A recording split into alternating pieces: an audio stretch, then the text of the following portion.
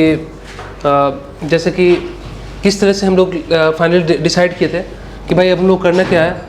Last में हम लोग डिसाइड किए थे कि मेरे पास जो बैक्टीरिया होगा वो कैसा था हम लोग का, ट्रांसफॉर्मेंट वाला था, ठीक है, ट्रांसफॉर्मेंट और रिकॉम्बिनेंट वाला, ट्रांसफॉर्मेंट एंड रिकॉम्बिनेंट वाला जो बैक्टीरिया है ना, इसको सेपरेट करने के लिए हम लोग क्या यूज़ किए थे, प्लेटिंग मेथड यूज़ किए थे।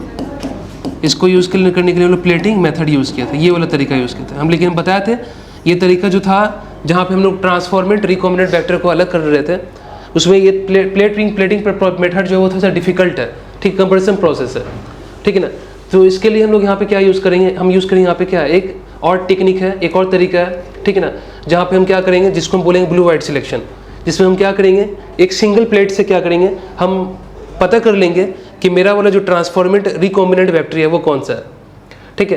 तो इसके लिए हम क्या करेंगे, इसके लिए हम लेंगे एक वेक्टर, ठीक है, जिसका नाम क्या है, एक वेक्टर जिसका नाम PUC8 है, ठीक है ना। PUC8 क्या एक वेक्टर है, ठीक है ना। और ये जो PUC8 वेक्टर है यहाँ पे समझना, इस वेक्टर पे क्या है, तुम्हारा जीन है, कौन सा जीन है, इसमें तुम्हारा अगर बात करेंगे तो यहाँ पे देखो लिखा हुआ है एम्पिसिलिन रेजिस्टेंस जीन है, ठीक है ना, एम्पिसिलिन रेजिस्टेंस जीन है, ठीक है, एक जीन है। और दूसरा यहाँ पे जो जीन हम लोग का वो क्या है, लैक-जेड जीन है, ठीक है ना। लैक-जेड जीन मतलब क्या है, लैक्टोज जेड जीन, ठीक है, लैक मतलब यहाँ पे लैक्टोज है, तो लैक-जेड जीन है। अभी जो लैक-जेड जीन है और यहाँ पे जो तुम्हारा एम्पिसिलिन रेजिस्टेंस जीन है, तो एम्पिसिलिन एंटीबायोटिक वाला जो रेजिस्टेंस जीन है और लैक-जेड जीन है, ये दोनों क्या है, इसी PUC प्लाज्मेट पे है, PUC8 प्लाज्मेट पे, ठीक है ना। अब यहाँ पे क्या है, ये वाला चीज़ जो दिया हुआ है ये ओरिजिन है, ये हम लोग जानते हैं, हम लोग पढ़ चुके हैं। प्लाज्मेट अपना कॉपी बनाने के लिए इसी ओरिजिन का इस्तेमाल करता है। और ये जो लैक-जेड जीन है ये क्या करेगा, ये तुम्हारा एक एंजाइम बनाएगा जिसका नाम होता है क्या, बीटा ग्लैक्टोसाइडेज एंजाइम, ये एंजाइम का नाम है, ठीक है ना, बीटा ग्लैक्टोसाइडेज एंजाइम।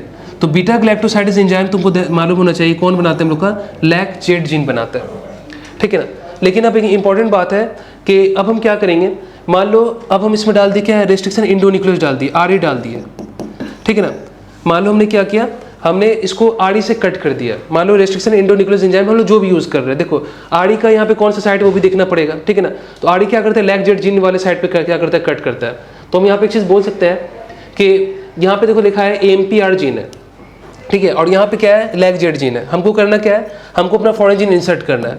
तो भाई फॉरेन जीन इंसर्ट करने के लिए हम क्या करेंगे, हम यहाँ पे रेस्ट्रिक्शन इंडोन्यूक्लियोज एंजाइम से कट लगाएंगे, ठीक है ना। तो ये जो RE होता है ये लैक-जेड जीन वाले साइड पे क्या करता है, कट करता है, रेस्ट्रिक्शन इंडोन्यूक्लियोज। जब ये कट करेगा ना तो प्लाज्मिड देखो ऐसे ओपन हो गया, ठीक है ना, प्लाज्मिड क्या ऐसे खुल गया। अब जो मेरा डिजायर जीन है, जो भी डिजायर जीन है, जैसा भी प्रोडक्ट बनाने वाला वो हम लोग अपना सिलेक्शन किए हुए हैं, ठीक है ना। तो ये जो तुम्हारा जीन ऑफ इंटरेस्ट है, ये जो तुम्हारा फॉरेन जीन है, ये क्या हो जाएगा, ये ऐसे प्लाज्मिड के बीच में ऐसे यहाँ पे आके इंसर्ट हो जाएगा, ठीक है ना। ये आके क्या होगा, इस तरह से बीच में क्या हो जाएगा, इंसर्ट हो जाएगा। तो प्लाज्मिड ओपन हो गया, और प्लाज्मिड ओपन होने के बाद जो डिजायर फॉरेन जीन है जिसको हम बोलते हैं जीन ऑफ इंटरेस्ट, वो क्या हो जाएगा, वो यहाँ पे आके इंसर्ट हो गया। तो हम यहाँ पे सर ये बोलेंगे कि यहाँ पे मेरा क्या बन गया, यहाँ पे मेरा बन गया रिकॉम्बिनेंट DNA, यहाँ पे क्या बन गया मेरे पास में, rDNA बन गया। लेकिन एक इंपॉर्टेंट बात है, ये जो तुम्हारा रिकॉम्बिनेंट DNA बना है, ठीक है, रिकॉम्बिनेंट DNA बना है जिसमें क्या जुड़ा है, जिसमें मेरा डिजायर फॉरेन जीन इंसर्ट हुआ है। लेकिन हम यहाँ पे एक चीज़ देख रहे हैं कि ये जो फॉरेन डिजायर्ड जीन है वो किसके साइड पे जुड़ा है, ठीक है ना। तो हम बोलेंगे लैक-जेड जीन वाला जो साइट है ना, लैक-जेड जीन वाला जो साइट है ना, वहीं पे ये कट लगा है, और लैक-जेड जीन वाला जो साइट है वहाँ पे मेरा ये जीन ऑफ इंटरेस्ट क्या हुआ, इंसर्ट हुआ है। इसका मतलब कहीं ना कहीं हम ऐसा बोल सकते हैं कि इस रिकॉम्बिनेंट DNA के अंदर में लैक-जेड जीन क्या हो गया मेरे पास में, नॉन फंक्शनल हो गया, या बोल सकते हो इनएक्टिव हो गया, क्योंकि इसके साइड पे कौन इंसर्ट हो चुका है, फॉरेन जीन इंसर्ट हो गया। तो यहाँ पे क्या हो गया, इंसर्शनल इनएक्टिवेशन हो गया। तो जो जीन यहाँ पे ऑलरेडी पहले से था वो जीन क्या हो गया, खराब हो गया, ठीक है ना। और जो जीन यहाँ पे पहले से था वो जीन मेरा वहाँ पे खराब हो गया, और उसके जगह पे क्या हो गया, मेरा डिजायर फॉरेन जीन यानी जीन ऑफ इंटरेस्ट इंसर्ट कर गया, और इस तरह से मेरा क्या बन गया, रिकॉम्बिनेंट DNA फॉर्म हो गया, ठीक है। तो हम क्या बोलेंगे सर, rDNA में लैक-जेड जीन इनएक्टिव है, ठीक है। अब क्या है समझना, दूसरा कंडीशन क्या है सर, तो ये मेरा केस 1 दिखाया तुमको, और ये तुम्हारा केस 2 दिखाया है, ठीक है ना। केस 1 दिखाया और केस 2 दिखाया।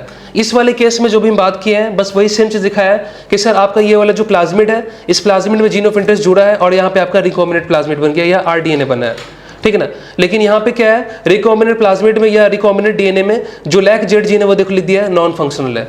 दूसरा पॉसिबिलिटी मेरा यहाँ पे ये हो सकता है कि मान लो ये जो तुम्हारा प्लाज्मिड ओपन होता है, प्लाज्मिड तो ऐसे ओपन हो गया, प्लाज्मिड खुल गया, लेकिन प्लाज्मिड ओपन होने के बाद है ना, ये प्लाज्मिड जो है ये इनके बीच में फॉरेन जीन इंसर्ट होने से पहले प्लाज्मिड क्या हो गया, अपने आप बंद हो गया, ठीक है ना। दोनों जो एंड था, दोनों जो स्टिक एंड था वो क्या एक दूसरे के सामने सामने आ गया और प्लाज्मिड खुद से बंद हो गया बिना इंसर्शनल इनएक्टिवेशंस के, बिना फॉरेन जीन के इंसर्ट हुए, ठीक है ना। तो इस केस में जो तुम्हारा प्लाज्मिड है जो कट हुआ और फिर अपने आप बंद हो गया, दोनों एंड अपने आप जुड़ गया, तो उसको आप बोलते हो, ऐसे प्लाज्मिड को बोलते हो, ठीक है ना, नॉन रिकॉम्बिनेंट प्लाज्मिड बोलते हो या सेल्फ लाइगेटेड प्लाज्मिड बोलते हो। इस तरह के प्लाज्मिड में क्या होता है, तुम्हारा लैक जेड जीन क्या है यहाँ पे तुम्हारा एक्टिव है। क्यों सर एक्टिव है लैक जेड जीन? इसलिए एक्टिव है यहाँ पे क्योंकि यहाँ पे जिस साइड पे कट लगा था, लैक जेड जीन वाले साइड पे जो कट लगा था, इस साइड ये ऐसे ओपन हो गया, लेकिन वापस ये साइड जुड़ गया। तो पहले तो कट लगा तो वहां पे क्या हो गया, जीन खराब हो गया, लेकिन वापस वो जीन क्या हो गया, वापस जब ये प्लाज्मिड अपने आप जुड़ गया बिना लैक जेड जीन, बिना इंसर्शनल इनएक्टिवेशन के, बिना फॉरेन जीन के इंसर्ट हुए, जब ये प्लाज्मिड अपने आप ऐसे बंद हो गया तो फिर से वो क्या हो गया, एक्टिव हो गया उस प्लाज्मिड में। तो लैक जेड जीन क्या हो गया तुम्हारा नॉन रिकॉम्बिनेंट प्लाज्मिड में या सेल्फ लाइगेटेड प्लाज्मिड में क्या हो गया, ये फिर से एक्टिव हो गया। तो हम यहाँ पे ये बोल देंगे कि रिकॉम्बिनेंट प्लाज्मिड में या रिकॉम्बिनेंट डीएनए में, ठीक है, लैक जेड जीन इनएक्टिव है, लेकिन नॉन रिकॉम्बिनेंट प्लाज्मिड में या नॉन रिकॉम्बिनेंट प्लाज्मिड या सेल्फ लाइगेटेड प्लाज्मिड में क्या है, तुम्हारा लैक जेड जीन एक्टिव है, ठीक है, या बोल सकते हो फंक्शनल है। अब हम क्या करेंगे, अब हम इसको बैक्टीरिया के अंदर इंसर्ट करेंगे, ठीक है ना। तो जब आप इसको बैक्टीरिया के अंदर इंसर्ट करोगे तो क्या कंडीशंस आएगा, देखो सबसे पहले कंडीशन मेरे यहाँ पे ये आएगा कि जैसे मान लो हम क्या किए, 3 टाइप का तुमको होस्ट सेल्स मिलेगा।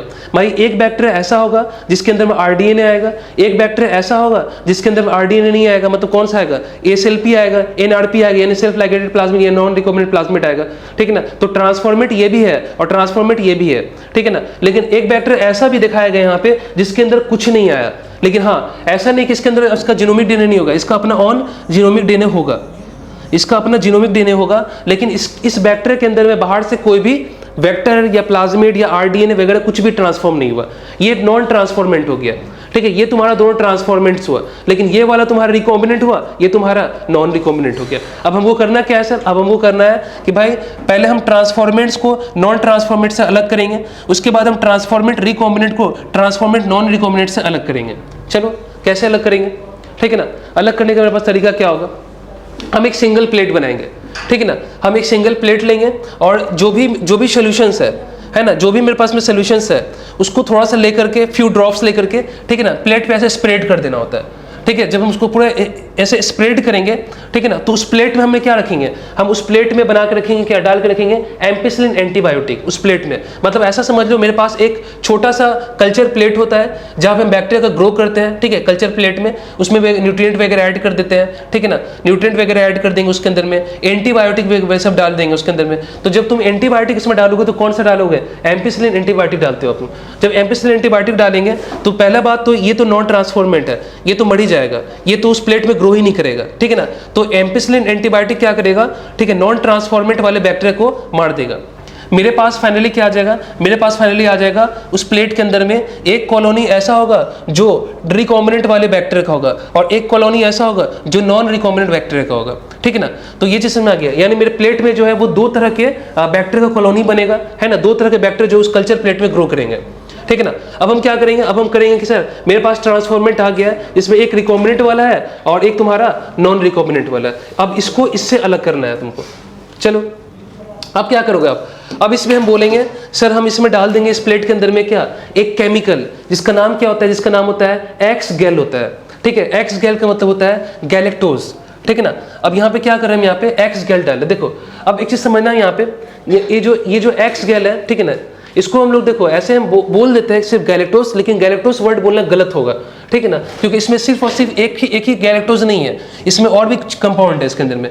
देखो ये क्या है तुम्हारा, सबसे पहले बात, एक्स गैल का मतलब लिखा हुआ है कलरलेस कंपाउंड है, ये कोई कलर नहीं है, ये कलरलेस कंपाउंड है, ठीक है ना। लेकिन क्या होता है यहाँ पे ब्रैकेट में लिखा हुआ है क्रोमोजेनिक सबस्ट्रेट, क्रोमोजेनिक सबस्ट्रेट का मतलब होता है इस एक्स गैल के, ये जो कंपाउंड है एक्स गैल, इसके ऊपर जब एंजाइम अपना एक्टिविटी दिखाएगा, एंजाइम के एक्शंस के बाद जब एंजाइम इसको ब्रेक करेगा, तो जब ये ब्रेक होने के बाद जब ये कंपाउंड बनाएगा, ठीक है ना, प्रोडक्ट बनाएगा, तो वो जो प्रोडक्ट बनेगा ना वो कलर प्रोडक्ट बनेगा। याद रखना, वो जो प्रोडक्ट बनेगा वो तुम्हारा ब्लू कलर में कन्वर्ट होगा। तो मतलब ये एक्स गैल खुद कैसा है, कलरलेस है, लेकिन एंजाइम्स के एक्शंस के बाद, एंजाइम्स के एक्टिविटी के बाद, है ना, ये जो एक्स गैल जो क्रोमोजेनिक सबस्ट्रेट है, तो कलरलेस कंपाउंड है, ये एंजाइम के एक्शंस के बाद जब प्रोडक्ट बनाएगा तो वो कैसा देगा, वो कलर वाले सबस्ट्रेट को बनाता है, इसलिए हम इसको लिखते हैं क्रोमोजेनिक सबस्ट्रेट, ठीक है ना। लेकिन अभी नहीं, जब एंजाइम अपना काम कर लेगा तब। लेकिन इसका नाम क्या होता है सर? इसका नाम होता है 5 ब्रोमो 4 क्लोरो 3 इंडोइल बीटा डी ग्लैक्टोपायरानोसाइड। याद रखना, इसका पूरा टोटल नाम है, जो कि कहीं बुक में नहीं दिया हुआ है, किसी जगह पर नहीं, सब नॉर्मली बुक में ये लिखा हुआ है गैलेक्टोस गैलेक्टोस गैलेक्टोस, जो कि गलत है। याद रखना, ठीक है ना। तो याद रखना, एक्स गैल का मतलब यहाँ पे 5 ब्रोमो 4 क्लोरो 3 इंडोलिल बीटा डी गैलेक्टोपायरानोसाइड। ध्यान रखना, ये तुम्हारा कंपाउंड का नाम है, ठीक है ना। अब इस कंपाउंड को अगर हम बोलेंगे, ये कंपाउंड, ये एक्स गैल को शॉर्ट में लिख रहे हैं, ये कहाँ डाले भैया? ये हम डाल दिए इस मीडियम के अंदर में, ठीक है ना, प्लेट में डाल दिए। तो अब क्या होगा, उस मीडियम से ये जो एक्स गैल कंपाउंड होगा, ये क्या करेगा, ये तुम्हारे बैक्टीरिया के अंदर इंसर्ट कर जाएगा। ये बैक्टीरिया के अंदर नॉन ट्रांसफॉर्मेंट में भी जाएगा, रिकॉम्बिनेंट में भी जाएगा, और ट्रांसफॉर्मेंट नॉन रिकॉम्बिनेंट के अंदर में भी जाएगा, दोनों के अंदर जाएगा। लेकिन बात यहाँ पे ये है कि ये जो तुम्हारा एक्स गैल है, जब ये मान लो किसके अंदर जाएगा, ये जाएगा तुम्हारा नॉन रिकॉम्बिनेंट के अंदर जाएगा, ठीक है ना, नॉन रिकॉम्बिनेंट के अंदर जाएगा। तो भाई नॉन रिकॉम्बिनेंट का अगर हम बात करेंगे, नॉन रिकॉम्बिनेंट ये वाला है, ठीक है, नॉन रिकॉम्बिनेंट ये वाला है। तो नॉन रिकॉम्बिनेंट में तुम गौर करना, वहां पे तो तुम्हारा फॉरेन जीन इंसर्ट नहीं हुआ है। अगर फॉरेन जीन इंसर्ट नहीं हुआ है तो नॉन रिकॉम्बिनेंट वाला जो प्लाज्मिड है या बैक्टीरिया है, उसमें तुम्हारा लैग जेड जीन एक्टिव है। तो लैग जेड जीन क्या करेगा, जैसे ये मीडियम से कहाँ जाएगा, बैक्टीरिया के अंदर जाएगा, ये जीन क्या बनाएगा, ये जीन तुम्हारा बनाएगा ये वाला एंजाइम, जिसका नाम है बीटा ग्लैक्टोसाइडेस। तो हम लोग अभी पढ़े थे ना कि लैग जेड जीन क्या बनाता है, बीटा ग्लैक्टोसाइडेस बनाता है। तो ये जो लैग जेड जीन होगा, उस बैक्टीरिया के अंदर में ये बीटा ग्लैक्टोसाइडेस बनाएगा, और उसी बैक्टीरिया के अंदर में ये कंपाउंड भी अंदर चला गया, और ये बीटा ग्लैक्टोसाइडेस इस एक्स गैल को क्या करेगा, तोड़ देगा, ब्रेक कर देगा। किसमें तोड़ेगा, ये बनाएगा तुम्हारा 5 ब्रोमो 4 क्लोरो 3 हाइड्रोक्सी, ठीक है, 3 हाइड्रोक्सी एंडोल प्लस गैलेक्टोस बनाएगा। ये ध्यान रखना। तो ये कंपाउंड तुम्हारा ब्रेक होने के बाद बन रहा है, और देखो लिखा हुआ 5 bromo 4 chloro 3 hydroxyl indole plus galactose, ठीक है ना। मतलब यहाँ पे क्या है, यहाँ पे तुम्हारा एक इंडोल ग्रुप भी है, और यहाँ पे तुम्हारा गैलेक्टोस भी है, जो कि सब इसी के अंदर में है। तो इसमें ये चीज ब्रेक हो रहा है, और याद रखना, और ये जो कंपाउंड ब्रेक होने के बाद बनता है आफ्टर एक्शन ऑफ एंजाइम, ये तुमको कैसा कलर देता है, ब्लू कलर देता है। तो ये जो ब्लू कलर जो है, ये उस बैक्टीरिया के अंदर में बनेगा, जो बैक्टीरिया कैसा होगा, नॉन रिकॉम्बिनेंट वाला होगा, जिसमें लैग जेड जीन एक्टिव होगा, उसमें बीटा ग्लैक्टोसाइड होगा, और ये ब्लू कलर उस बैक्टीरिया के अंदर में आएगा। तो ये जो तुम्हारा नॉन रिकॉम्बिनेंट वाले बैक्टीरिया का जो कॉलोनी बनेगा उस प्लेट में, वो ब्लू कलर का हो जाएगा। लेकिन जो नॉन रिकॉम्बिनेंट वाले का होगा, लेकिन जो रिकॉम्बिनेंट बैक्टीरिया होगा, जो रिकॉम्बिनेंट वाले बैक्टीरिया होंगे, उनके पास में तो भाई जीन ऑफ इंटरेस्ट जुड़ चुका है, लैग जेड जीन यहाँ पे नॉन फंक्शनल है, तो इसके केस में यहाँ पे लैग जेड जीन एक्टिव ही नहीं है, तो ये एंजाइम नहीं बनेगा। ये एंजाइम नहीं बनेगा तो ये जो तुम्हारा कंपाउंड इसके अंदर गया है, ये ब्रेक नहीं होगा, और ब्रेक नहीं होगा तो ये नहीं बनेगा, ये नहीं बनेगा तो ब्लू कलर नहीं आएगा। इसका मतलब रिकॉम्बिनेंट वाले बैक्टीरिया का जो उस प्लेट में कॉलोनी बनेगा, ध्यान रखना, वो कैसा होगा, कलरलेस होगा, यानी व्हाइट कॉलोनी बनेगा। तो व्हाइट वाला जो कॉलोनी होगा तुम्हारा रिकॉम्बिनेंट वाले का होगा, ब्लू वाला जो कॉलोनी बनेगा वो नॉन रिकॉम्बिनेंट वाले का होगा। आया बात में? अब क्या हो जाएगा, अब तुमको नेक्स्ट वाला कंडीशन देखो, ये ऐसा प्लेट बनेगा, ठीक है ना, ऐसा कम्बिनेट। तो देखो लिख दिया यहाँ पे, ये colony of the recombinant and non recombinant. तो ब्लू वाला तो हम लोग पता चल गया कि भाई इसमें लैग जेड जीन एक्टिव है, ये नॉन रिकॉम्बिनेंट वाले का है, और व्हाइट वाला जो जितना सारा रिकॉम्बिनेंट वाले का है। और फाइनली हम लोग इस तरह से इस कॉलोनी को बाहर निकाल लेते हैं, पता चल गया भाई प्लेट में ये कॉलोनी है, इस कॉलोनी का फिर हम लोग सेपरेशन कर लेते हैं, ठीक है ना। तो ये तरीका बहुत सिंपल था, बहुत इजी था। जिसमें ब्लू है वो मेरे काम का नहीं है, जिसमें व्हाइट कॉलोनी वो मेरा काम का है, वो मेरा ट्रांसफॉर्मेट रिकॉम्बिनेंट है। तो वो प्लेट वाला बहुत लफड़ा था, एक प्लेट को टच करो दूसरे प्लेट से, और फिर वो प्लेट को हटाओ, अब फिर जो जिस प्लेट में कॉलोनी ग्रो नहीं किया है ना, उस पोजीशंस पे पिछले वाले प्लेट में मेरा वाला कॉलोनी होगा। बहुत टफ है, थोड़ा सा डिफिकल्ट प्रोसेस है, इसीलिए हम लोग कहीं ना कहीं प्लेटिंग मेथड ज़्यादातर यूज नहीं होता है, ठीक है ना। ये ब्लू वाइट सिलेक्शन ही यूज करते हैं हम लोग। अब देखो, अब हम एक प्लाज्मिड का बात कर रहे हैं जिसका नाम क्या है, आर्टिफिशियल वेक्टर, ठीक है, PBr322, ठीक है। ये जो पहला आर्टिफिशियल वेक्टर है जिसका नाम है PBr322, इसमें क्या है, देखो सबसे पहले यहाँ पे जो तुमको एनसीईआरटी का डायग्राम है, ये जो प्लाज्मिड तुमको दिखाया, ये वेक्टर दिखाया है, ठीक है ना, ये ई कोलाई का क्लोनिंग वेक्टर है, ठीक है, जिसका नाम है PBR322, ठीक है ना। ये एक आर्टिफिशियल प्लाज्मिड होता है, ये एक आर्टिफिशियल वेक्टर होता है, ठीक है ना, जो लैब में प्रिपेयर किया जाता है, जिसको लैब में बनाया जाता है, ठीक है ना। इसमें तुमसे पूछ सकता है कि सर इसमें सर कितने साइड्स है, तो तुमको एक चीज दिखाया जा रहा है यहाँ पे, देखो ऐसे तो तुम देखोगे, देखो इको R1 लिखा हुआ है यहाँ पे कैल1 लिखा हुआ है, यहाँ पे हिंद3 लिखा हुआ है, ठीक है ना। तो देखो हम तुम लोग क्या पढ़ाए थे, हम पढ़ाए थे एक ही एंजाइम का, एक ही रेस्ट्रिक्शन इंडोन्यूक्लियस एंजाइम का एक ही प्लाज्मिड या वेक्टर के अंदर में एक ही मतलब रिस्ट्रिक्शन साइट होना चाहिए, एक से ज्यादा रिस्ट्रिक्शन साइट नहीं होना चाहिए। अगर एक से ज्यादा रिस्ट्रिक्शन साइट होगा तो वो हर एक साइट पे कट लगाएगा और जो मेरा प्लाज्मिड होगा वो छोटे छोटे फ्रेगमेंट में डिवाइडेड हो जाएगा, ब्रेक हो जाएगा। तो यहाँ पे क्या दिखाया है, देखो यहाँ पे 3 एंजाइम्स के कट करने का जो रेस्ट्रिक्शन साइट है वो सेम है, यानी इसी साइट पे इको R1 भी कट कर रहा है, इसी साइट पे ये एंजाइम भी कट कर रहा है, इसी साइट पे ये हिंद3 भी कट कर रहा है। तो अलग अलग एंजाइम्स के लिए है ना, अलग अलग एंजाइम्स के लिए एक प्लाज्मिड में साइट हो सकता है, एक ही प्लाज्मिड में अलग अलग एंजाइम का रेस्ट्रिक्शन साइट हो सकता है, और सेम साइट भी हो सकता है इस साइट पे ये एंजाइम कट कर रहा है और इसी सेम साइट पे कोई दूसरा एंजाइम भी कट कर सकता है, ठीक है ना। तुम ये यूज ना करके कोई दूसरा एंजाइम यूज कर सकते हो, तो तुमको डिपेंड करेगा किस तरह का तुमको प्लाज्मिड चाहिए, किस तरह का तुमको जीन चाहिए, ठीक है ना, वो चीज पे डिपेंड करेगा।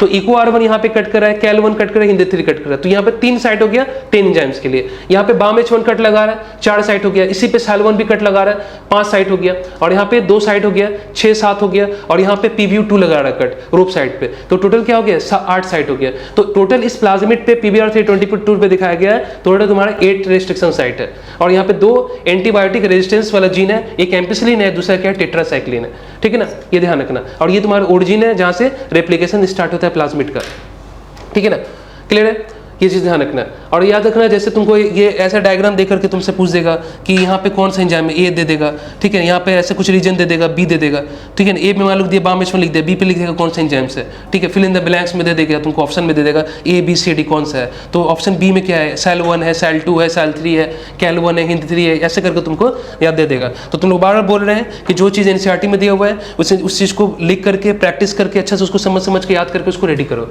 ठीक है ना। ऐसा नहीं बस खाली सर लिख दिया, बस देख लिया, बस हो गया, वैसे नहीं करना, ठीक है। अब सुनो, अब क्या समझना, अब यहाँ पे हम क्या कर रहे हैं समझना। देखो अभी हम बात किए कि सर अगर आपका होस्ट बैक्टीरिया है, ठीक है ना, अगर मेरे पास क्या है होस्ट बैक्टीरिया है, तो अगर होस्ट मेरे पास में क्या है, अगर बैक्टीरिया है तो बैक्टीरियल होस्ट के अंदर में डिजायर जीन ऑफ इंटरेस्ट को या फॉरेन जीन को ट्रांसफर करने के लिए हम यहाँ पे क्या करते हैं, हम यहाँ पे यूज करते हैं प्लाज्मिड या वेक्टर यूज करते हैं, ठीक है ना। हम क्या यूज करते हैं, हम उसका प्लाज्मिड यूज करते हैं बैक्टीरिया का, या बैक्टीरियोफाज का क्या यूज करते हैं, DNA यूज करते हैं। तो बैक्टीरिया मोस्ट कॉमन जो वेक्टर हम यूज करते हैं, ठीक है, मोस्ट कॉमन जो वेक्टर हम यूज करते हैं वो बेसिकली अगर होस्ट मेरा बैक्टीरिया हो तो उस केस में हम क्या यूज करते हैं, प्लाज्मिड DNA यूज करते हो, बैक्टर की तरह काम आता है वो, और तुम्हारा बैक्टीरियोफाज का DNA, ठीक है, वो यूज करते हो, ठीक है ना। तो ये चीज़ यहाँ लिखा हुआ प्लाज्मिड DNA और बैक्टीरियोफाज का DNA, ठीक है ना। लेकिन अगर यहाँ पे क्वेश्चन ये आता है कि सर अगर आपका, ठीक है ना, वेक्टर एनिमल्स है, जानवर है कोई, तो एनिमल के अंदर में अगर हम क्या करते हैं फॉरेन डिजायर जीन को इंसर्ट करना चाहते हैं, तो उस केस में हम जो डिजायर जीन यूज करते हैं, है ना, डिजायर जीन को जो एनिमल्स के अंदर ट्रांसफर करने के लिए यूज करते हैं वो होता है हम लोग का रेट्रोवायरस, ठीक है। रेट्रोवायरस तो कुछ नेचुरल मेथड भी होता है, कुछ आर्टिफिशियल मेथड भी होता है, 2 तरह का मेथड हम यूज करते हैं। तो ये जो हम बात की ना, ये तुम्हारे रेट्रोवायरस जो यूज करते हैं वो हम किस में यूज करते हैं, याद रखना एनिमल के लिए यूज करते हैं, ठीक है ना। अगर होस्ट मेरा प्लांट है तो उस केस में तुम्हारा जो वेक्टर वो क्या होता है, ठीक है ना। ये भी सोचने वाला बात है कि भाई अगर होस्ट मेरा प्लांट है तो वहाँ पे आप वेक्टर क्या यूज करोगे, अपने डिजायर फॉरेन जीन को होस्ट यानी प्लांट के अंदर में ट्रांसफर करने के लिए।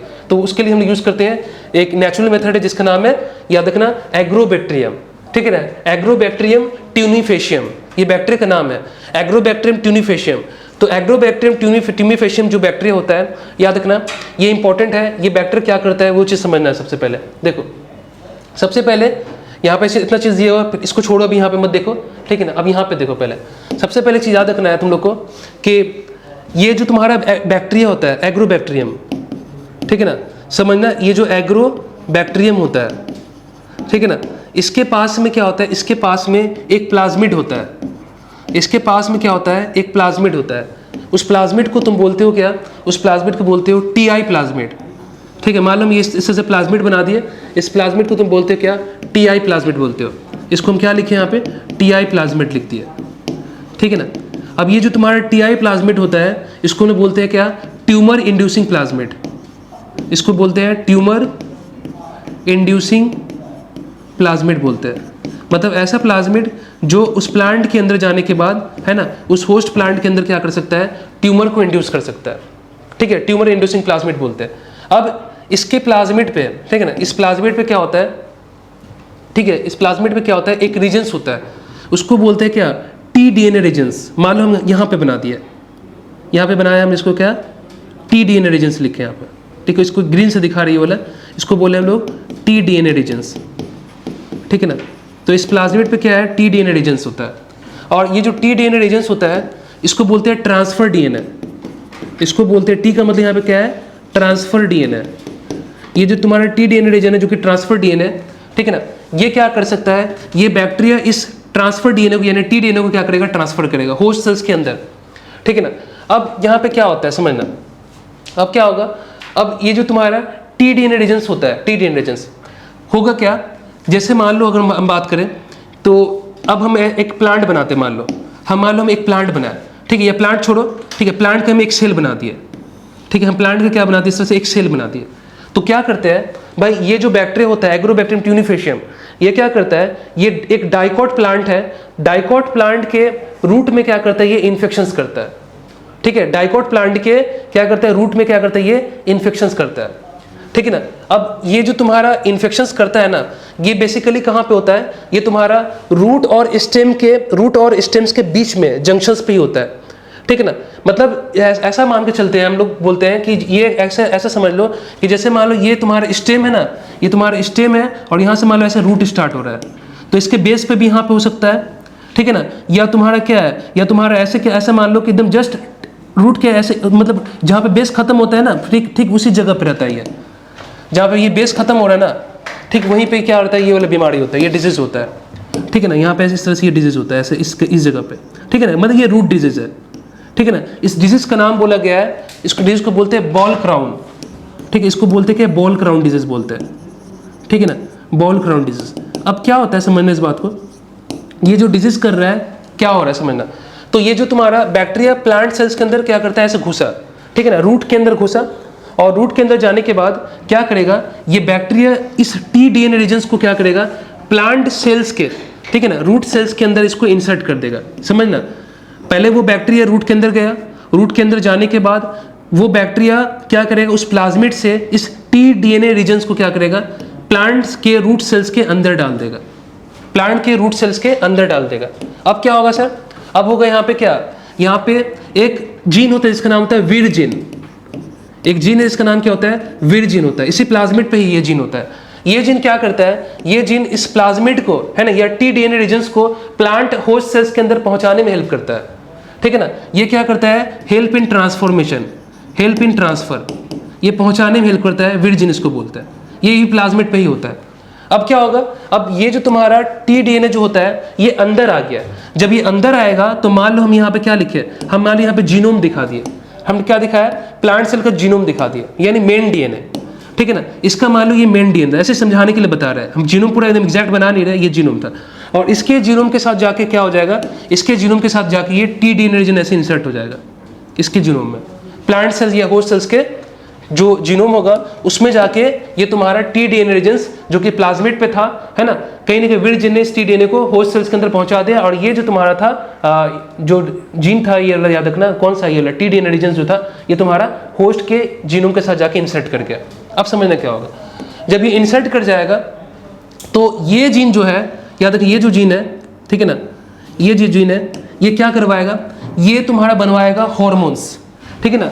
मतलब ऐसा समझ लो कि सर ये जो आपका टी डीएनए रीजन्स है इसमें कुछ ऐसे जीन्स होते हैं, इसमें कुछ ऐसा जीन्स होता है, कुछ सम ऐसे जीन्स होते हैं, याद रखना, जो क्या करते हैं, जो ऐसा प्रोटीन बनाएगा, ठीक है ना, जो क्या करेगा, जो ऐसा प्रोटीन या इंजाइम मोस्टली प्रोटीन ही होता है, ये कुछ ऐसा इंजाइम या प्रोटीन बनवाएगा जो कहीं ना कहीं क्या होगा, जो कहीं ना कहीं, ठीक है ना, ये जीन क्या कर रहा है, कुछ प्रोटीन्स बना रहा है, और ये प्रोटीन क्या करेगा, उस प्लांट सेल्स के अंदर में क्या करेगा, ऑक्सीन जो कि हार्मोन है, पीजीआर है, एंड तुम्हारा जो साइटोकाइनिन है, ठीक है ना, ऑक्सीजन और साइटोकाइनिन जैसे हार्मोन का क्या करवाएगा, ये प्रोडक्शंस करवाएगा उस प्लांट्स के अंदर में, ठीक है। हम क्या बोले, एक बार फिर से सुनो, टी डीएनए रीजन से निकला, होस्ट प्लांट सेल्स के रूट सेल के अंदर चला गया और उसके जीनोम के साथ जाके इंसर्ट करके, ठीक है। इस टी पे कुछ ऐसे जीन्स हैं जो एक ऐसे प्रोटीन या एंजाइम्स को बना रहे हैं, है ना, जिस कारण से क्या हो रहा है, उस प्लांट के अंदर में ऑक्सिन और साइटोकाइनिन जैसे जो प्लांट ग्रोथ रेगुलेटर है, जो हॉर्मोन्स है ना,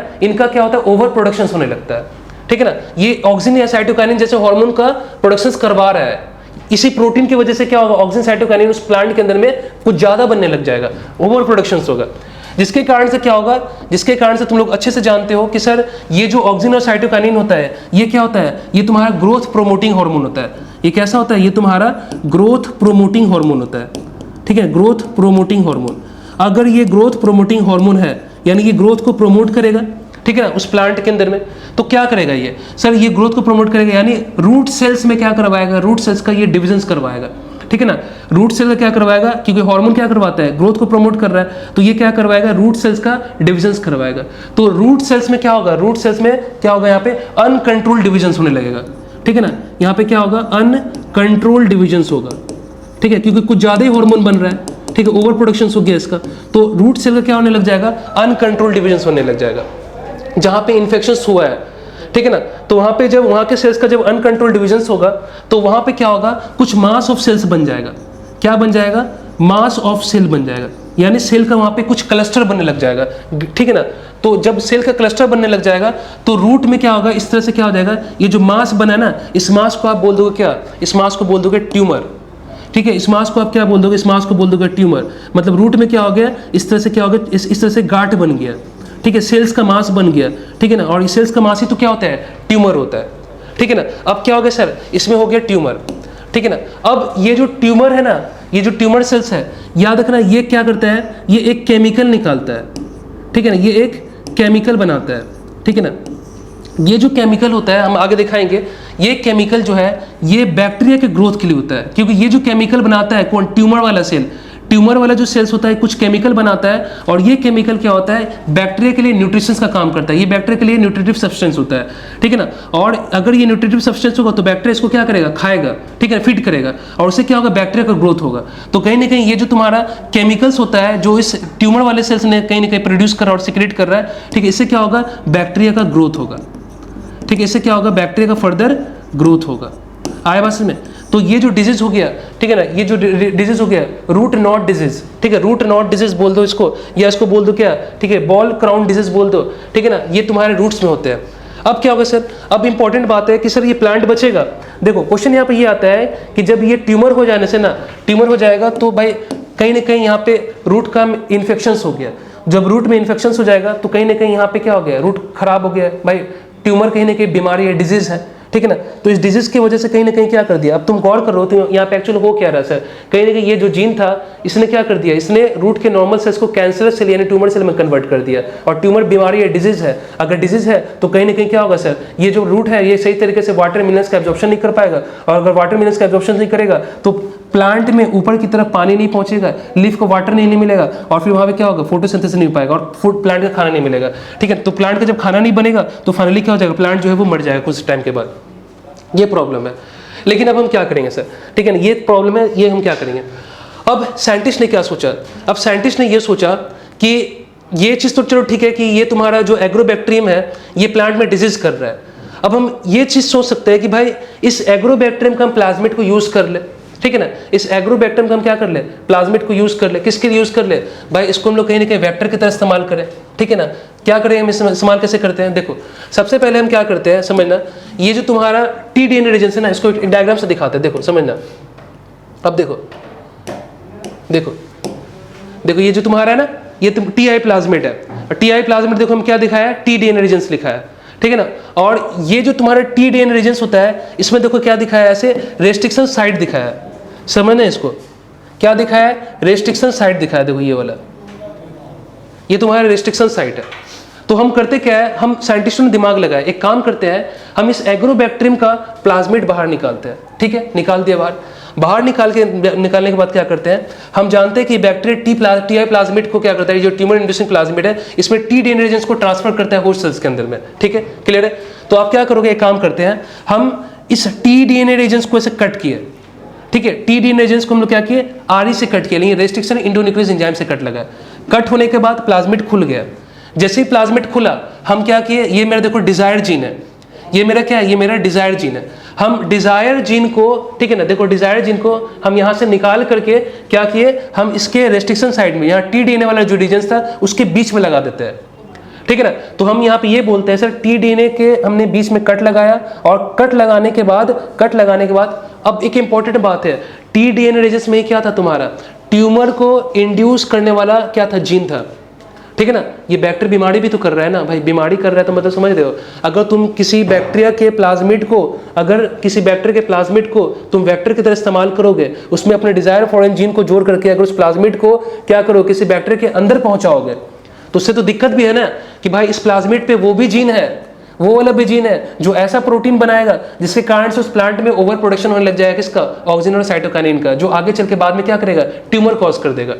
तो एक काम करते हैं, जो ट्यूमर इंड्यूसिंग जीन है, ट्यूमर कॉजिंग जीन है, जिसकी वजह से बीमारी होता है, ठीक है ना, तो हार्मफुल जीन को हम क्यों ना उसमें से रिमूव कर दे, हटा दे, निकाल दे। तो एनसीईआरटी से इसको लिखा है डिसआर्म कर देना।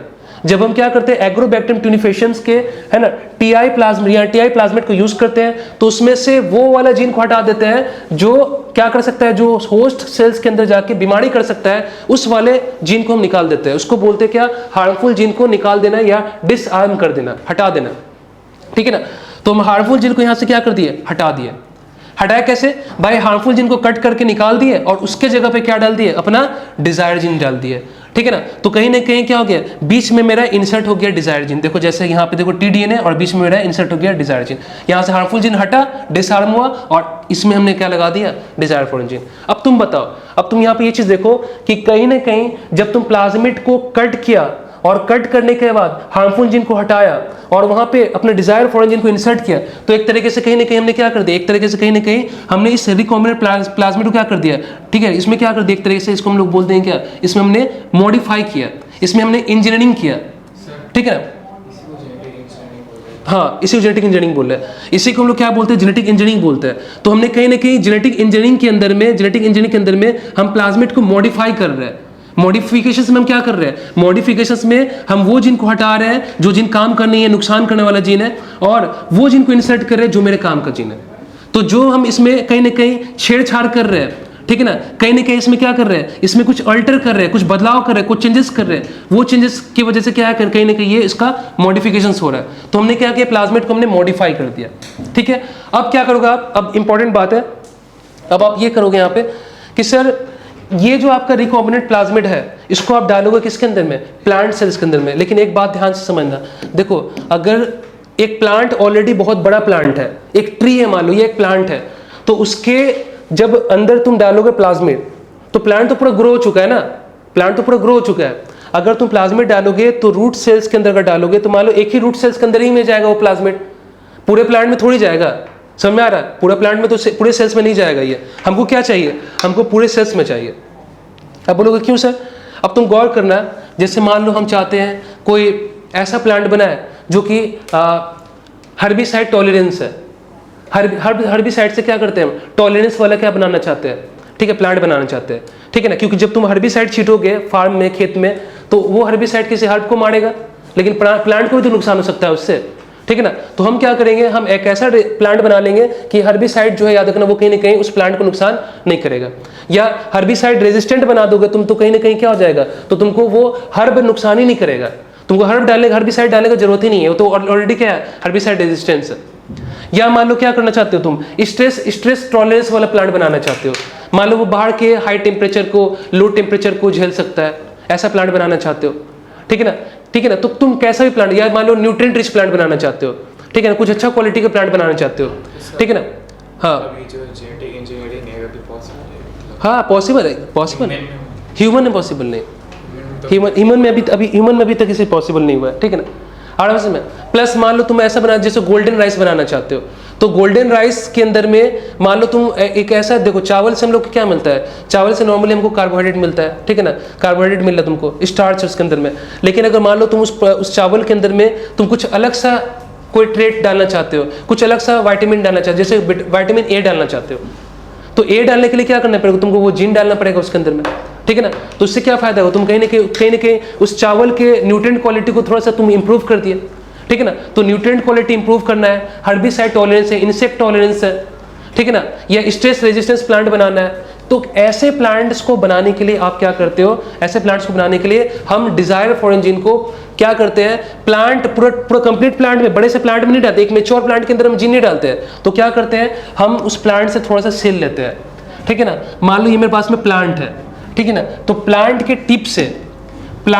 टिप से क्या लेते हैं, मान लो ये मान लो तुम्हारा पास प्लांट है, ये मान लो लीफ है, तो यहाँ से तुम क्या लिए, प्लांट का एक छोटा सा पोर्शन ले लिए, कुछ सेल्स ले लो आप, ठीक है ना, जैसे अपाइकल सूट से, ठीक है, अपाइकल रूट से थोड़ा सा वहाँ से तुम सेल निकाल लो, या लीफ का टुकड़ा ले लो, या स्टेम का टुकड़ा ले लो, ठीक है, शूट अपेक्स से या रूट अपेक्स से ले लो। लेने के बाद क्या होगा, वहाँ से क्यों लेते हो, क्योंकि वहाँ पे किसी भी तरह कोई इन्फेक्शन नहीं होता है, ठीक है ना। वो साइड जो होता है, ठीक है ना, वो मेरिस्टेम साइट होता है, और मेरिस्टेम साइट पे किसी भी पैथोजेंस का इन्फेक्शन नहीं होता वहाँ पे। तो वहाँ से हमने थोड़ा सा टिश्यू ले लिया। जो तुम टिश्यू लेते हो उसको आप बोलते हो एक्स प्लांट बोलते हो, ठीक है ना, उसको बोलते हो एक्स प्लांट। तो तुम थोड़ा सा सेल लो, या लीफ का टुकड़ा लो, या लीफ का स्टेम का थोड़ा सा हिस्सा लो, उसमें तुम्हारे पास में क्या आ गया, मास ऑफ सेल्स आ गया, उसको बोलते हो एक्स प्लांट। अब उस एक्स प्लांट को क्या करोगे, तुम एक प्लेट में डाल दोगे, कल्चर प्लेट में, जिसके अंदर में हम लोग पूरा न्यूट्रिएंट मीडिया वगैरह बना के रखते हैं, ठीक है। उसमें डालने के बाद क्या करोगे, उसके अंदर डालने के बाद अब हम क्या करेंगे ध्यान से, ये जो तुम्हारा प्लाज्मिड है, ठीक है ना, ये जो तुम्हारा रिकॉम्बिनेंट प्लाज्मिड है, अब हम एग्रोबैक्टीरियम के अंदर इस प्लाज्मिड को डाल देंगे, जो मेरे पास आरडीएनए बना हुआ है। और एग्रोबैक्टीरियम का क्या करेंगे, ठीक है, उससे इन्फेक्ट कर देंगे, किसके अंदर में, उस एक्स प्लांट के अंदर में। अब ये बैक्टीरिया उस एक्स प्लांट के अंदर जाएगा और इस टीडीएनए रीजन्स को क्या करेगा, जिसमें मेरा क्या जुड़ा हुआ है, ये वाला मतलब जो डिजायर फॉरेन जीन, जो जीन ऑफ इंटरेस्ट है, ये टीडीएनए के साथ साथ कौन होगा, ये फॉरेन जीन भी क्या होगा, उस एक्स प्लांट के अंदर चला जाएगा। जैसे ही वो एक्स प्लांट के अंदर जाएगा, ठीक है ना, जैसे वो एक्स प्लांट के अंदर जाएगा, वो एक्स प्लांट के सेल के अंदर जाकर के वो क्या होगा, उसके जीनोम के साथ जाकर, देखो इंसर्ट हो गया, देखो ये हल्का सा देखो ऑरेंज दिखाया ना, ये ऑरेंज ये चीज यहाँ पे दिखाया, ये जाके इसके साथ इंसर्ट हो गया प्लांट सेल्स के अंदर में। अब क्या है सर, ये एक्स प्लांट जो है, मान लो ये एक सिंगल सेल है, ठीक है ना, एक्स प्लांट जो है मान लो ये सिंगल सेल है। अब ये क्या करेगा, अब उस न्यूट्रिएंट मीडियम में से, इसको बोलते हैं टिश्यू कल्चर मीडियम, पढ़े हो तुम लोग, टिश्यू कल्चर मीडियम के अंदर में हम लोग एक सिंगल प्लांट सेल से हम पूरा का पूरा एक कंप्लीट प्लांट बनाते हैं, ठीक है ना। तो ये एक सिंगल प्लांट है, उसमें से न्यूट्रिएंट मीडियम को यूज करेगा, और यूज करने के बाद क्या करेगा, वहां पे ये जो सेल्स होगा, ये क्या बनाएगा, एक मास बनाएगा सेल्स का, ठीक है ना, वो मास कहलाएगा अनडिफरेंशिएटेड। ये ऐसे क्या होगा, ऐसे क्लस्टर आ जाएगा, मास ऑफ सेल बन जाएगा। ये जो मास ऑफ सेल्स होगा, इसको बोलते हैं अनडिफरेंशिएटेड मास ऑफ सेल बन जाता है, ठीक है ना। इसको तुम बोलते हो क्या, इसको बोलते हो कैलस, तुम पढ़े हुए कैलस, ठीक है ना। अब ये कैलस क्या है, मास है सेल्स का। अब इसी कैलस से क्या होगा, पूरा का पूरा एक कंप्लीट नया प्लांट क्या हो जाएगा, रीजनरेट कर जाएगा। तो यहाँ पे देखो लिखा हुआ ना, regeneration of plant. Regeneration of plant का मतलब यही है कि टिश्यू कल्चर टेक्निक या टिश्यू कल्चर मीडियम में जो तुमने कहीं ना कहीं एक्स प्लांट को डाला, उसमें तुमने एग्रोबैक्टीरियम से इन्फेक्ट किया, टीडीएनए रीजन जिसमें मेरा डिजायर फॉरेन जीन था, वो कहीं ना कहीं उस प्लांट सेल्स के अंदर जाके जीनोम के साथ ट्रांसफॉर्म मतलब जुड़ गया। तो जिस सेल्स के अंदर में फॉरेन जीन गया, उसको बोलते हो ट्रांसफॉर्म्ड सेल, बोलते हो तुम उसको बोलते हो ट्रांसफॉर्म्ड सेल। मतलब ये क्या हो गया, ये तुम्हारा ट्रांसफॉर्म्ड सेल हो गया, ठीक है ना, इसको बोलते हो ट्रांसफॉर्म्ड सेल बोलते हो। ये वो सेल्स है जिसके अंदर में तुम्हारा आरडीएनए है, ठीक है ना, मतलब टीडीएनए का वो रीजन है फॉरेन जीन वाला। अब क्या होगा सर, अब इससे का देखो पूरा का पूरा एक नया प्लांट बन गया। अब ये जो तुम्हारा नया प्लांट बना, देखो इस पूरे प्लांट के हर एक सेल में क्या होगा, ये वाला तुम्हारा कौन सा है, डिजायर फॉरेन जीन होगा, हर एक सेल में होगा। और हर वो जीन क्या करता होगा, अपने आप को एक्सप्रेस भी कर रहा होगा प्रोटीन बना करके, ठीक है ना। अब ये जो पूरा कंप्लीट प्लांट आएगा मेरे पास में, ये मान लो तुम कैसा बनाया, स्ट्रेस टॉलरेंस वाला प्लांट बनाया, तो ये प्लांट अब अच्छे से उस एनवायरनमेंट में, ठीक है ना, अलग अलग तरह का जो भी स्ट्रेस होगा, जो भी हार्मफुल कंडीशंस होगा, अनफेवरेबल कंडीशन होगा, सबको वो टॉलरेट कर सकता है। तो ये क्या हो गया, इंसेक्ट रेजिस्टेंस प्लांट हो गया, ठीक है ना, या स्ट्रेस रेजिस्टेंस प्लांट हो गया, हर्बिसाइड रेजिस्टेंस प्लांट हो गया, ठीक है ना। कैसा भी बना सकते हो। अगर तुम इंप्रूव क्वालिटी करना चाहते हो, कोई नया ट्रेट लाना चाहते हो विटामिन वाला, तो वो भी तुम बना सकते हो, जैसा चाहते हो वैसा बना सकते हो, ठीक है ना। तो ऐसा करके हम लोग क्या करते हैं, कहीं ना कहीं हम बना लेते हैं क्या, एक, ठीक है, मतलब इसको बोलते हो ट्रांसजेनिक प्लांट। ये जो तुम प्लांट बनाया ना, ये प्लांट क्या कहलाएगा, इसको बोलते हो ट्रांसजेनिक प्लांट बोलते हो, ठीक है ना, जेनेटिकली मॉडिफाइड प्लांट बोलते हो उसको। क्लियर, ठीक है, समझ में आया। अब वही चीज यहाँ पे लिखा हुआ है, एनसीईआरटी लिखा है इस चीज को कि the scientist modify the TI plasmid. Scientist ने टीआई प्लाज्मिड को मॉडिफाई कर दिया। कैसे? साइंटिस्ट ने रिमूव कर दिया उस जीन को जो हार्मफुल जीन था, जिसकी वजह से ट्यूमर हो रहा था, और उसको जब हटा रहे हो हार्मफुल जीन को तो उसको बोलते हो डिसआर्म कर देना, ठीक है ना। मतलब इन्फेक्शंस वाला जो जीन था, वो खराब करने वाला जो जीन था वो हट गया। They are non pathogenic. अभी कैसा हो गया? बैक्टीरिया नॉन पैथोजेनिक हो गया। तो पहले वो पैथोजेनिक बैक्टीरिया था, लेकिन जब हमने हार्मफुल जीन हटा दिया, डिसआर्म कर दिया उस बैक्टीरिया को, तो कहीं ना कहीं हमने उस एग्रोबैक्टीरियम के प्लाज्मिड से हमने उस जीन को हटा करके उसे क्या बना दिया? नॉन पैथोजेनिक बना दिया। ठीक है, क्लियर है? यहाँ पे भी वही लिखा हुआ है। अगर मान लो तुम होस्ट एनिमल यूज कर रहे हो, तो होस्ट अगर तुम्हारा एनिमल है तो उस केस में तुम क्या यूज कर रहे हो? रेट्रोवायरस यूज कर रहे हो। लेकिन प्रॉब्लम ये है कि सर रेट्रोवायरस भी आपको क्या कर सकता है? ह्यूमन में ये कैंसर को कॉज कर सकता है, ये भी ह्यूमन में कैंसर करता है। तो हम यहाँ पे भी वही काम करेंगे। रेट्रोवायरस जो कि क्या है? तुम्हारा आरएनए वायरस है, ठीक है ना, आरएनए वायरस है। इस वायरस के जेनेटिक मटेरियल से उस वाले जिनको तुम हटा दोगे, निकाल दोगे, डिसआर्म कर दोगे, और वहां पे तुम जोड़ दोगे उस जगह पे अपना डिजायर्ड जीन, और जोड़ करके क्या करोगे? उस रेट्रोवायरस का इन्फेक्शंस कर दोगे एनिमल सेल्स के अंदर में, और फिर वो जीन जब अंदर जाएगा, है ना, वो जो उसका जेनेटिक मटेरियल जाएगा तो साथ में मेरा डिजायर फॉरेन जीन भी जाएगा, ठीक है ना। तो इस तरह से तुम क्या कर सकते हो? एनिमल्स के अंदर में जाकर के इसका इन्फेक्शंस कर सकते हो। तो इस तरह से तुम क्या कर सकते हो? तुम एनिमल को जेनेटिकली मॉडिफाइड बना सकते हो, ठीक है ना, ट्रांसजेनिक एनिमल बना सकते हो, ट्रांसजेनिक प्लांट बना सकते हो। लेकिन हाँ, ध्यान ये रखना है कि जब तुम इसको ट्रांसफर करोगे तो उससे पहले उसमें से वो जीन हटा देना है जो उस ऑर्गेनिज्म या उस होस्ट के अंदर में जाकर के कोई बीमारी कर दे, उससे पहले उसको हटा देना है, ठीक है। अब यहाँ पे क्या है? अब यहाँ पे मेरे पास में अलग अलग तरह का मेथड्स है, ठीक है ना। एक मेथड है तुम्हारे यहाँ पे क्या, एक है यहाँ पे clone gene into the host cell. अब देखो, अब मेरे पास में अलग अलग तरीका है, एनसीईआरटी में भी दिया हुआ है कि जब तुम डिजायर फॉरेन जीन को होस्ट के अंदर पहुंचा रहे हो, तो होस्ट के अंदर जब तुम उसको पहुंचाओगे तो पहुंचाने के लिए तुम्हारे पास में दो तरीका होगा। एक तुम्हारे पास होगा नेचुरल मेथड होगा, दूसरा तुम्हारे पास होगा आर्टिफिशियल मेथड होगा। नेचुरल मेथड अभी हम देखें एग्रोबैक्टीरियम मेडिएटेड जीन ट्रांसफर, ठीक है ना, जिसमें तुम एग्रोबैक्टीरियम को यूज कर रहे हो अपने डिजायर फॉरेन जीन को ट्रांसफर करने के लिए होस्ट सेल्स के अंदर के लिए, अगर होस्ट सेल तुम्हारा प्लांट है तो, ठीक है ना। अगर वायरस मेडिएटेड जीन ट्रांसफर है तो वो तुम्हारा क्या है? वो तुम्हारा रेट्रोवायरस है, ठीक है ना। वायरस मेडिएटेड जीन ट्रांसफर मतलब रेट्रोवायरस का बात कर रहे हैं, ठीक है ना। अब आर्टिफिशियल मेथड में क्या है? ये तरीका एनिमल के लिए, ये तरीका प्लांट्स के लिए। आर्टिफिशियल मेथड में क्या कर रहे हो? आर्टिफिशियल मेथड में तुम्हारे पास में हीट शॉक मेथड है, जीन गन मेथड जिसको बोलते हैं बायोलिस्टिक मेथड, तीसरा तुम्हारा माइक्रो इंजेक्शन है, और चौथा लाइपोफेक्शन है, और यहाँ पे फिफ्थ है इलेक्ट्रोपोरेशन है, ठीक है ना। ये इतना सारा टेक्निक है, ठीक है ना। अब इंपॉर्टेंट बात क्या है? अब इंपॉर्टेंट बात ये है कि जो डीएनए है, यानी जो डिजायर्ड जीन है, जेनेटिक मटेरियल है, उसको तुम क्या करना चाहते हो? उसको तुम होस्ट सेल्स के अंदर पहुंचाना चाहते हो। तो जाहिर सी बात है, अगर मान लो तुम्हारे पास में मान लो एनिमल है, अगर होस्ट तुम्हारा एनिमल है, होस्ट मान लो तुम्हारा कोई प्लांट है, जो भी है, तो उसमें तुम्हारा सेल मेम्ब्रेन होगा। तो सेल मेम्ब्रेन मेनली किसका बना होता है? फॉस्फोलिपिड का बना होता है। लिपिड बाइलेयर है सेल के अंदर, प्रोटीन तो है ही है मेम्ब्रेन के अंदर में, लेकिन कहीं ना कहीं लिपिड्स भी है। तो कहीं ना कहीं क्या होगा? तुम्हारा डीएनए क्या है? डीएनए क्या है? डीएनए याद रखना, वो तुम्हारा हाइड्रोफिलिक मॉलिक्यूल है। डीएनए निगेटिव चार्ज है और डीएनए हाइड्रोफिलिक मॉलिक्यूल है। हाइड्रोफिलिक का मतलब होता है जो क्या कर सकता है? पानी के साथ एफिनिटी रखता है, ठीक है ना। और जो लिपिड है वो क्या है? हाइड्रोफोबिक है। तो हाइड्रोफिलिक मॉलिक्यूल जो है वो हाइड्रोफोबिक मॉलिक्यूल को क्रॉस करके सेल के अंदर कैसे जाएगा? इसका मतलब क्या करना पड़ेगा? इसका मतलब हाइड्रोफिलिक मॉलिक्यूल को क्या करना पड़ेगा? ऐसा कुछ करना पड़ेगा ताकि वो हाइड्रोफोबिक जैसा नेचर बिहेव करने लगे, ठीक है ना। तो उसके लिए वो क्या करना पड़ेगा? देखो, उसके लिए हम लोग यहाँ पे ये करेंगे। पहला बात यहाँ समझना, ठीक है।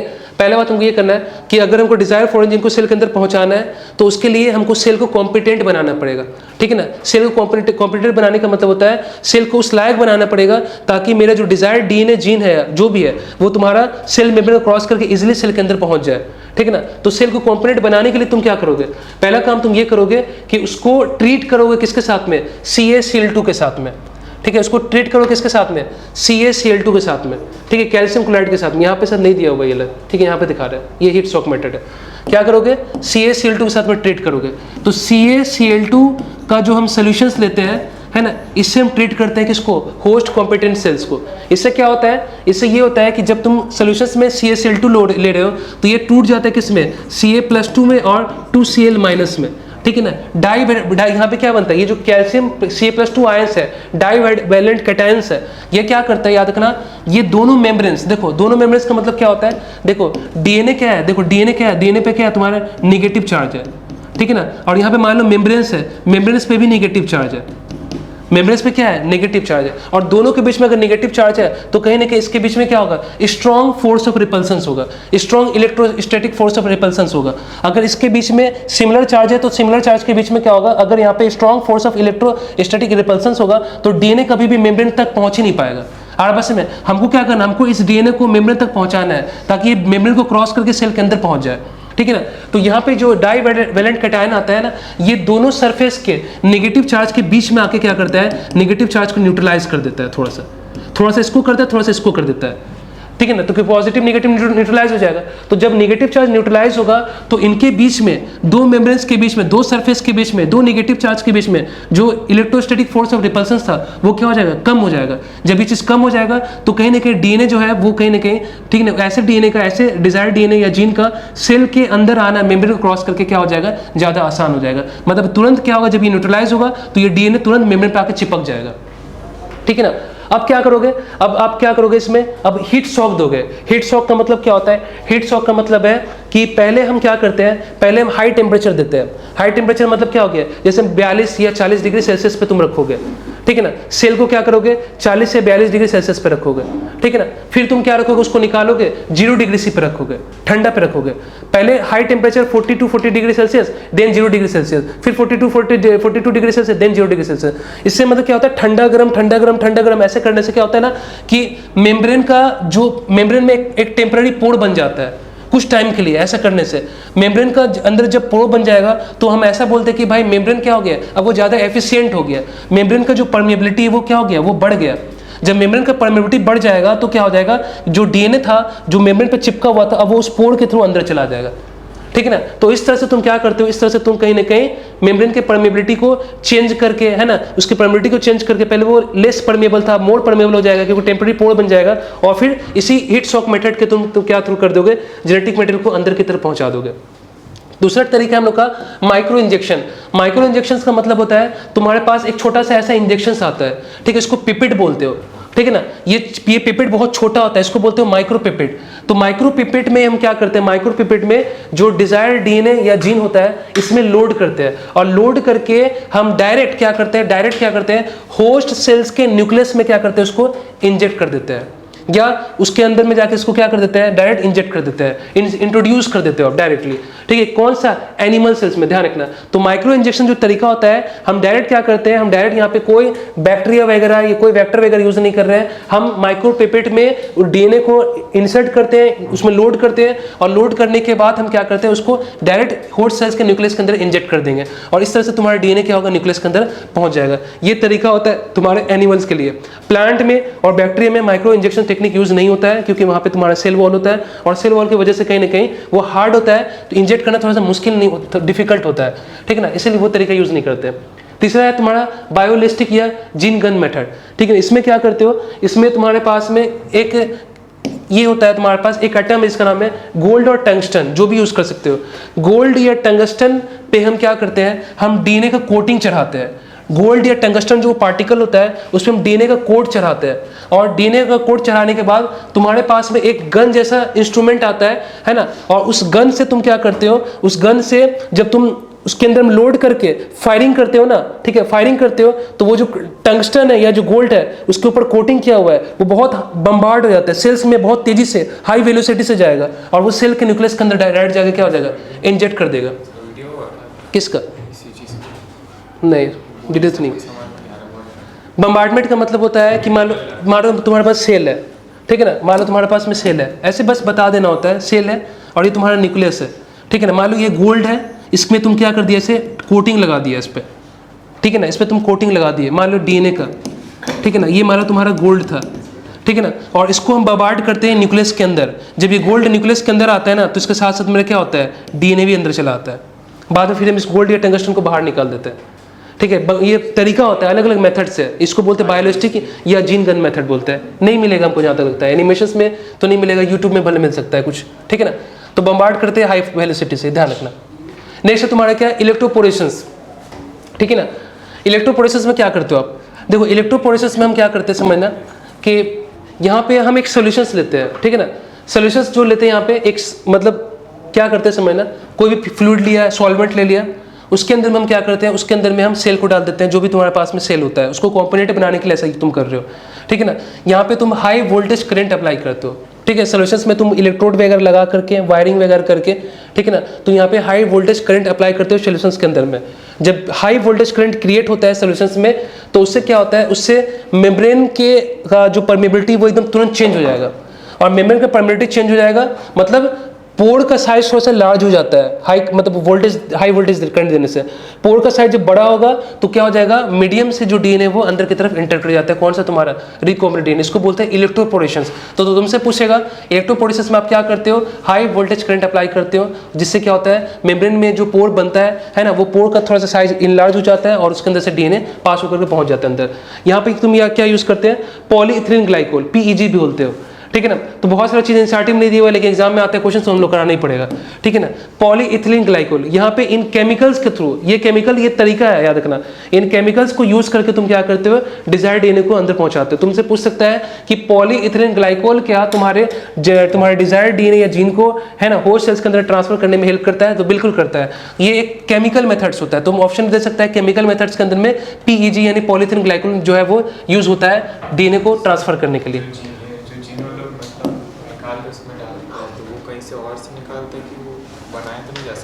बना के भी मेनली बना के डाला जाता है, सिंथेटिक आर्टिफिशियल लैब में बनाया जाता है जीन को। हाँ, जीन को उसका जितना सारा कॉपी बना के लैब में लोग रख लेते हैं पीसीआर से, ठीक है। अब नेक्स्ट हम लोग का लाइपोफेक्शन। लाइपोफेक्शन में क्या होता है, लाइपोफेक्शन में मतलब ये होता है कि वही बात है कि भाई मेम्ब्रेन तुम्हारा क्या है, मेम्ब्रेन तुम्हारा क्या है, हाइड्रोफोबिक है। मेम्ब्रेन तुम्हारा क्या है, हाइड्रोफोबिक है, ठीक है ना। और जो डीएनए है, डीएनए ये तुम्हारा हाइड्रोफिलिक है, ठीक है, हाइड्रोफिलिक है। तो यहाँ पे क्या करते हैं हम, यहाँ पे हाइड्रोफिलिक डीएनए को हाइड्रोफोबिक बनाते हैं। कैसे बनाते हैं, यहाँ पे हम क्या करते हैं, इसके चारों तरफ ऐसा एक कोट बना देते हैं, इसके चारों तरफ एक ऐसा कोट चढ़ा देते हैं, कोट, ठीक है ना। और ये जो कोट होता है ना, ये हाइड्रोफोबिक कोट होता है, ठीक है ना। इसको आप बोलते हो कैप्सूल, इसको हम बोल देते हैं क्या, कैप्सूल।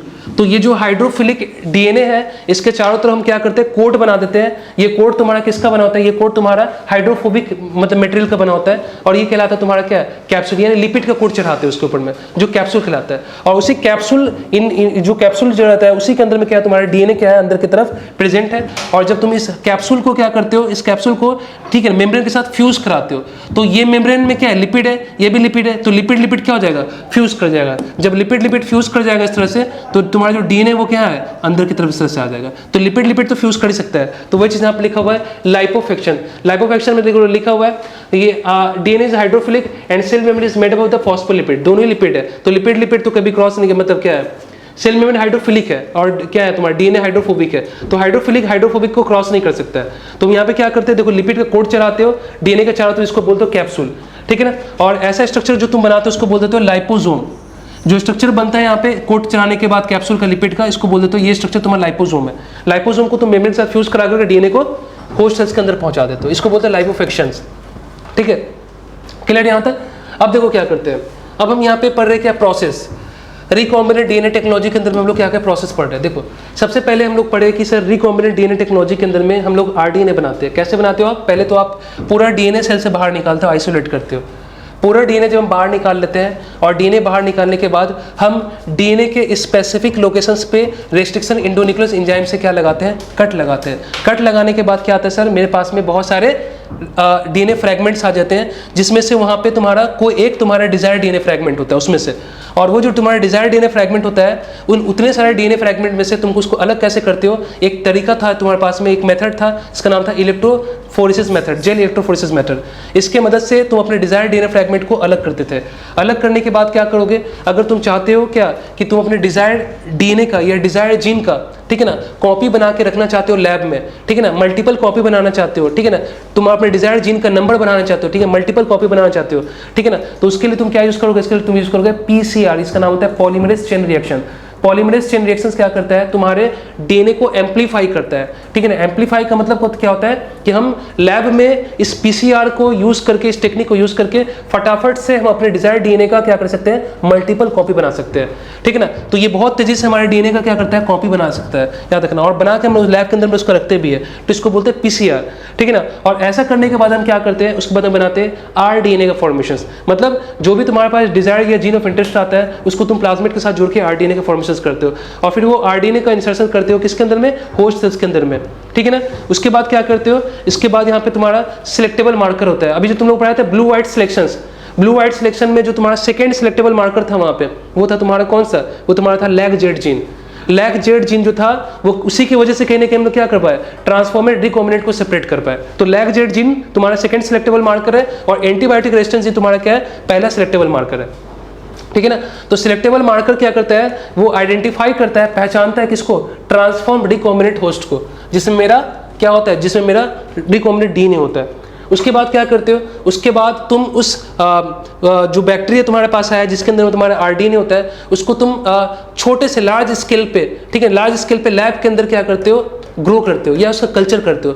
पहले ऐसा नहीं है कि भाई तुम्हारे पास आरडीएनए आ गया और आरडीएनए उस बैक्टीरिया के अंदर में आ गया, ऐसा नहीं कि तुम बैक्टीरिया को लार्ज स्केल पे तुम ग्रो करना स्टार्ट करो। पता चला कि हो सकता है कि आरडीएनए बैक्टीरिया के अंदर, होस्ट के अंदर तो चला गया, ठीक है ना, लेकिन वो क्या कर रहा है, वो जीन कहीं ना कहीं उस होस्ट के अंदर एक्सप्रेस नहीं हो रहा है, वो प्रोटीन नहीं बना रहा है तुम्हारा। तो प्रोटीन बन भी रहा है या नहीं बन रहा है, वो भी तुमको चेक करना पड़ेगा, ठीक है ना। तो उसके लिए भाई इतना बड़ा स्केल पे तुम पहले ही काम स्टार्ट कर दोगे, अगर प्रोटीन नहीं बन रहा होगा, फालतू को तुम होस्ट को ग्रो करोगे, कल्चर करोगे इतना लार्ज स्केल पे, ठीक है ना, तो बहुत सारा इन्वेस्ट हो जाएगा, एक्सपेंसिव प्रोसेस है। इसलिए हम क्या करते हैं, लैब के अंदर में थोड़ा सा कल्चर प्लेट में उसको ग्रो करके चेक कर लेते हैं, ठीक है ना, उसको फिर सेपरेट करके उसको प्यूरिफाई भी करते हैं, ठीक है ना, आगे दिखाया चीज तुमको, ठीक है ना। तो ऑब्टेनिंग जीन प्रोडक्ट, फिर हम क्या करते हैं, जीन प्रोडक्ट हमको मिलता है, ठीक है ना, मतलब किसके अंदर, होस्ट के अंदर जाने के बाद, ठीक है ना। फिर वो वेक्टर तुम्हारा मल्टीप्लाई करता है, तो वेक्टर जब मल्टीप्लाई करेगा तो वो मेरे वेक्टर मल्टीप्लाई करेगा होस्ट के अंदर, तो मेरे डिजायर जीन का भी क्या बनेगा, कॉपी बनेगा, ठीक है, डिजायर जीन का कॉपी बनेगा, तो उसको जीन क्लोनिंग बोलोगे। फिर वो जीन उस होस्ट के अंदर में एक्सप्रेस करेगा, और वो जीन मतलब डीएनए से एमआरए से प्रोटीन, और वो प्रोटीन उस होस्ट के अंदर बना है, बाद में तुमको वो प्रोटीन मिल जाएगा। और जब वो प्रोटीन मिल जाएगा तो फिर वो क्या होगा, एक प्रोसेस है, जब प्रोटीन तुमको मिलता है, ठीक है ना, और मार्केट में जब तुम सेल करोगे उस प्रोटीन को, मान लो तुमने वो जो प्रोटीन बनाया, जो प्रोडक्ट बनाया, कोई एंटीबायोटिक है या कोई एंजाइम है, ठीक है ना, कुछ भी हो सकता है, कोई प्रोडक्ट हो सकता है। तो पहले तुम जब ऑब्टेन किए प्रोडक्ट को और जब मार्केट में उसको सेल करने जा रहे हो, तो उसके बीच में जो भी प्रोसेस होता है उसको बोलते हो क्या, डाउन स्ट्रीम प्रोसेस, प्यूरिफिकेशन का प्रोसेस होता है। अलग अलग स्टेप्स में हम उसको प्यूरिफाई करते हैं, ठीक है ना, वो लास्ट एंड फाइनल स्टेप्स होता है, ठीक है ना। नेक्स्ट हम लोग यहाँ पे पढ़े क्या, polymerase chain reaction. Polymerase chain reactions में क्या होता है, देखो पॉलीमरेज चेन रिएक्शन अभी पढ़े पीसीआर, जहां पे तुम क्या करते हो, अपने डिजायर्ड जीन ऑफ इंटरेस्ट का मल्टीपल कॉपी बनाते हो, ठीक है ना। तो ये कैसे करते हो, इसके लिए तुम टेक्निक को डेवलप करने वाले साइंटिस्ट का नाम था कैरी मिलियस, इन्होंने इस टेक्निक को डेवलप किया था। और इन विट्रो लिखा हुआ है, इन विट्रो का मतलब है कि यहाँ पे जो तुम जीन का क्लोनिंग कर रहे हो, जीन का जो कॉपी बना रहे हो, डीएनए का कॉपी बना रहे हो, वो बॉडी के अंदर नहीं हो रहा है, बॉडी के बाहर लैब के अंदर में हो रहा है। इसलिए कैसा हो गया, ये इन विट्रो जीन क्लोनिंग हो गया, ठीक है ना। इसमें तुम्हारे पास में क्या क्या स्टेप्स होता है, पहला स्टेप्स इसके अंदर में, जब इंपॉर्टेंट बात ध्यान रखना, जब बॉडी के अंदर में डीएनए का रेप्लिकेशंस होता है, यानी डीएनए से जब डीएनए बनता है, तो उस समय पे क्या होता है, उस समय पे हम क्या करते हैं, हम दोनों स्ट्रैंड्स को, दोनों पेरेंट स्ट्रैंड्स को सेपरेट करने का काम करते हैं। पहले डीएनए क्या होता है, ऐसे खुलता है, डीएनए को बोलते हैं डीएनए रेप्लिकेशन, पहले डीएनए से खुलता है। खुलने का मतलब होता है कि भाई दोनों पेरेंट स्ट्रैंड्स को आप सेपरेट करते हो। सेपरेट आप कैसे करोगे, इनके बीच में जो हाइड्रोजन बॉन्ड होता है उस बॉन्ड को आप ब्रेक करोगे, ठीक है ना। तो वहां पे बॉडी के अंदर में इन हाइड्रोजन बॉन्ड को ब्रेक करके और इन दोनों पेरेंट स्ट्रैंड्स को सेपरेट करने का काम किसका होता है, एक एंजाइम का होता है, इसका नाम होता है हेलिकेज एंजाइम। लेकिन ये हेलिकेज एंजाइम याद रखना, ये बॉडी के अंदर काम करता है, ये एंजाइम तुम्हारे बॉडी के बाहर काम नहीं करता है। इसीलिए हेलिकेज एंजाइम याद रखना पॉलीमरेज चेन रिएक्शंस में यूज नहीं होता है, ठीक है ना। इसीलिए हेलिकेज एंजाइम तुम्हारा पॉलीमरेज चेन रिएक्शंस में यूज नहीं होता है। तो पहला काम क्या किया भैया, पहला काम हमने किया कि भाई हमने हाइड्रोजन बॉन्ड को ब्रेक किया और ब्रेक करके दोनों स्ट्रैंड्स को सेपरेट कर दिया। अब इंपॉर्टेंट बात है सर, हेलिकेज यहाँ पे नहीं तो हाइड्रोजन बॉन्ड कौन तोड़ेगा, तो यहाँ पे एक इंपॉर्टेंट बात है, यहाँ पे तुम्हारा टेम्परेचर काम करता है। मतलब यहाँ पे हम टेम्परेचर यूज करते हैं 90 से 95 डिग्री सेल्सियस, इतना हाई टेम्परेचर पे क्या करते हैं हम लोग, इस डीएनए को रखते हैं, ठीक है ना, पीसीआर मशीन के अंदर रखते हैं। इस हाई टेम्परेचर पे क्या होता है, हाइड्रोजन बॉन्ड टूट जाता है और ये दोनों पेरेंट स्ट्रैंड्स एक दूसरे से अलग अलग हो जाते हैं। अलग अलग होने के बाद तुमको कुछ ऐसा दिखेगा, देखो ये दोनों स्ट्रैंड्स है, ये देखो साथ में था, देखो इसके बीच में हाइड्रोजन बॉन्ड है, अब देखो इनके बीच का हाइड्रोजन बॉन्ड टूट गया है, ठीक है ना, और ये दोनों स्ट्रैंड्स के बीच में गैप आ गया है, ठीक है ना, इसको बोलते हो दोनों स्ट्रैंड्स का सेपरेशन हो जाना, ठीक है ना, दोनों स्ट्रैंड्स का सेपरेशन हो जाना। दूसरे स्टेप्स में क्या करते हो, दूसरे स्टेप इसको बोलते हो डीनेचुरेशन। डीनेचुरेशन का मतलब होता है हाइड्रोजन बॉन्ड को तोड़ना और स्ट्रैंड्स को ब्रेक कर देना, हटा देना। अब क्या लगेगा सर, अब हमको यहाँ पे लगेगा प्राइमर। प्राइमर का मतलब क्या होता है, ध्यान समझना, ये जो तुम्हारा प्राइमर होता है, प्राइमर जो है, दीवार में रखने वाला कौन बोला, ये प्राइमर नहीं है, ठीक है। प्राइमर का मतलब है यहाँ पे, ठीक है ना, ये तुम्हारे पास में क्या होता है, ये आरएनए का एक छोटा सा पीस होता है, ठीक है। प्राइमर तुम्हारा आरएनए का भी हो सकता है, डीएनए का भी हो सकता है, ठीक है ना। तो यहाँ पे जो प्राइमर होता है ये आरएनए का एक स्मॉल पीस होता है, छोटा सा पीस होता है, याद रखना। इसको तुम बोलते हो क्या, इसको बोलते हो न्यूक्लियोटाइड, नहीं न्यूक्लियोटाइड नहीं, ऑलिगो न्यूक्लियोटाइड बोलते हो इसको, ठीक है ना, ऑलिगो न्यूक्लियोटाइड, ठीक है ना, ये ऑलिगो न्यूक्लियोटाइड होता है, ठीक है ना। ये छोटा सा डीएनए का आरएनए का एक छोटा सा पीस होता है, ठीक है ना। और ये जो आरएनए का छोटा सा पीस होता है जिसमें कुछ ही न्यूक्लियोटाइड होता है, इसको बोलते हो ऑलिगो न्यूक्लियोटाइड। और ये जो स्मॉल पीस होता है ना, ये जो स्मॉल पीस होता है इसको आप बोलते हो प्राइमर। और ये प्राइमर का भी क्या होता है, इस प्राइमर का भी ऐसे डायरेक्शन होता है, जैसे मान लो 5 है और यहाँ पे क्या 3 है, 5 to 3 है। तो एक्चुअली होता क्या है कि ये जो प्राइमर है हम क्यों लगाते हैं यहाँ पे, प्राइमर हम इसलिए लगाते हैं ताकि डीएनए किस डायरेक्शन में बने, डीएनए को हमको क्या करना है, रेप्लिकेशंस करना है, डीएनए का सिंथेसिस करना है, डीएनए का कॉपी बनाना है। तो भाई डीएनए का जो नया स्ट्रैंड्स बनेगा, न्यू स्ट्रैंड्स बनेगा, उसका डायरेक्शंस क्या होगा, जो नया चेन बनेगा वो किस डायरेक्शन में बनेगा। तो उसके लिए क्या है, उसके लिए हमको स्टार्टिंग पॉइंट चाहिए होता है। तो वो जो तुम्हारे पास में स्टार्टिंग पॉइंट होगा वो प्राइमर हेल्प करता है कहीं ना कहीं उस चेन को क्या करेगा, आगे की तरफ बढ़ाने में। तो देखो यहाँ पे लिखा हुआ है ये तुम्हारा डीएनए का 5 प्राइम है, ये तुम्हारा डीएनए का 3 प्राइम है, ठीक है ना। ये 5 प्राइम है, ये तुम्हारा डीएनए का 3 प्राइम है। तो तुमसे पूछा जाएगा कि प्राइमर जोड़ते हो कहाँ पे हो, प्राइमर हम जोड़ते हैं 3' एंड पे, याद रखना। दोनों पेरेंट स्ट्रैंड्स के 3' एंड पे देखो यहाँ पे ये पिंक कलर का प्राइमर लगा हुआ है, पिंक कलर से जो दिखा है। और ध्यान ये रखना है कि प्राइमर कहाँ पे जोड़े हो, 3' एंड ऑफ पेरेंट स्ट्रैंड्स, ठीक है ना। देखो इधर 3 है तो प्राइमर का यहाँ पे क्या होगा, 5 प्राइम होगा, यहाँ पे 5 है तो यहाँ पे प्राइमर क्या होगा, 3 होगा, ठीक है। उसके बाद नीचे वाले स्ट्रैंड्स पे आओ, पेरेंट स्ट्रैंड्स का यहाँ पे 5 है तो यहाँ पे क्या है, 3 है, तो प्राइमर के यहाँ पे क्या होगा, 5 होगा। और पेरेंट स्ट्रैंड्स का ये वाला ऊपर वाला का 3 है तो इसके सामने 5 है, तो 5 के सामने क्या होगा, 3 होगा, ठीक है।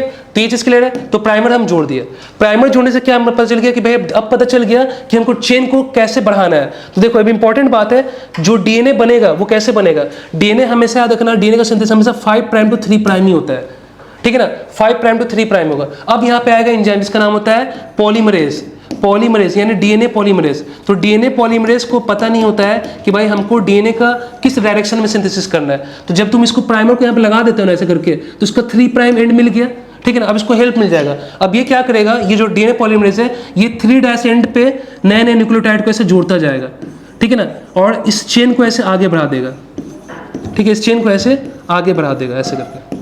और देखो 3' यहाँ पे था, अब 3' यहाँ पे आ गया।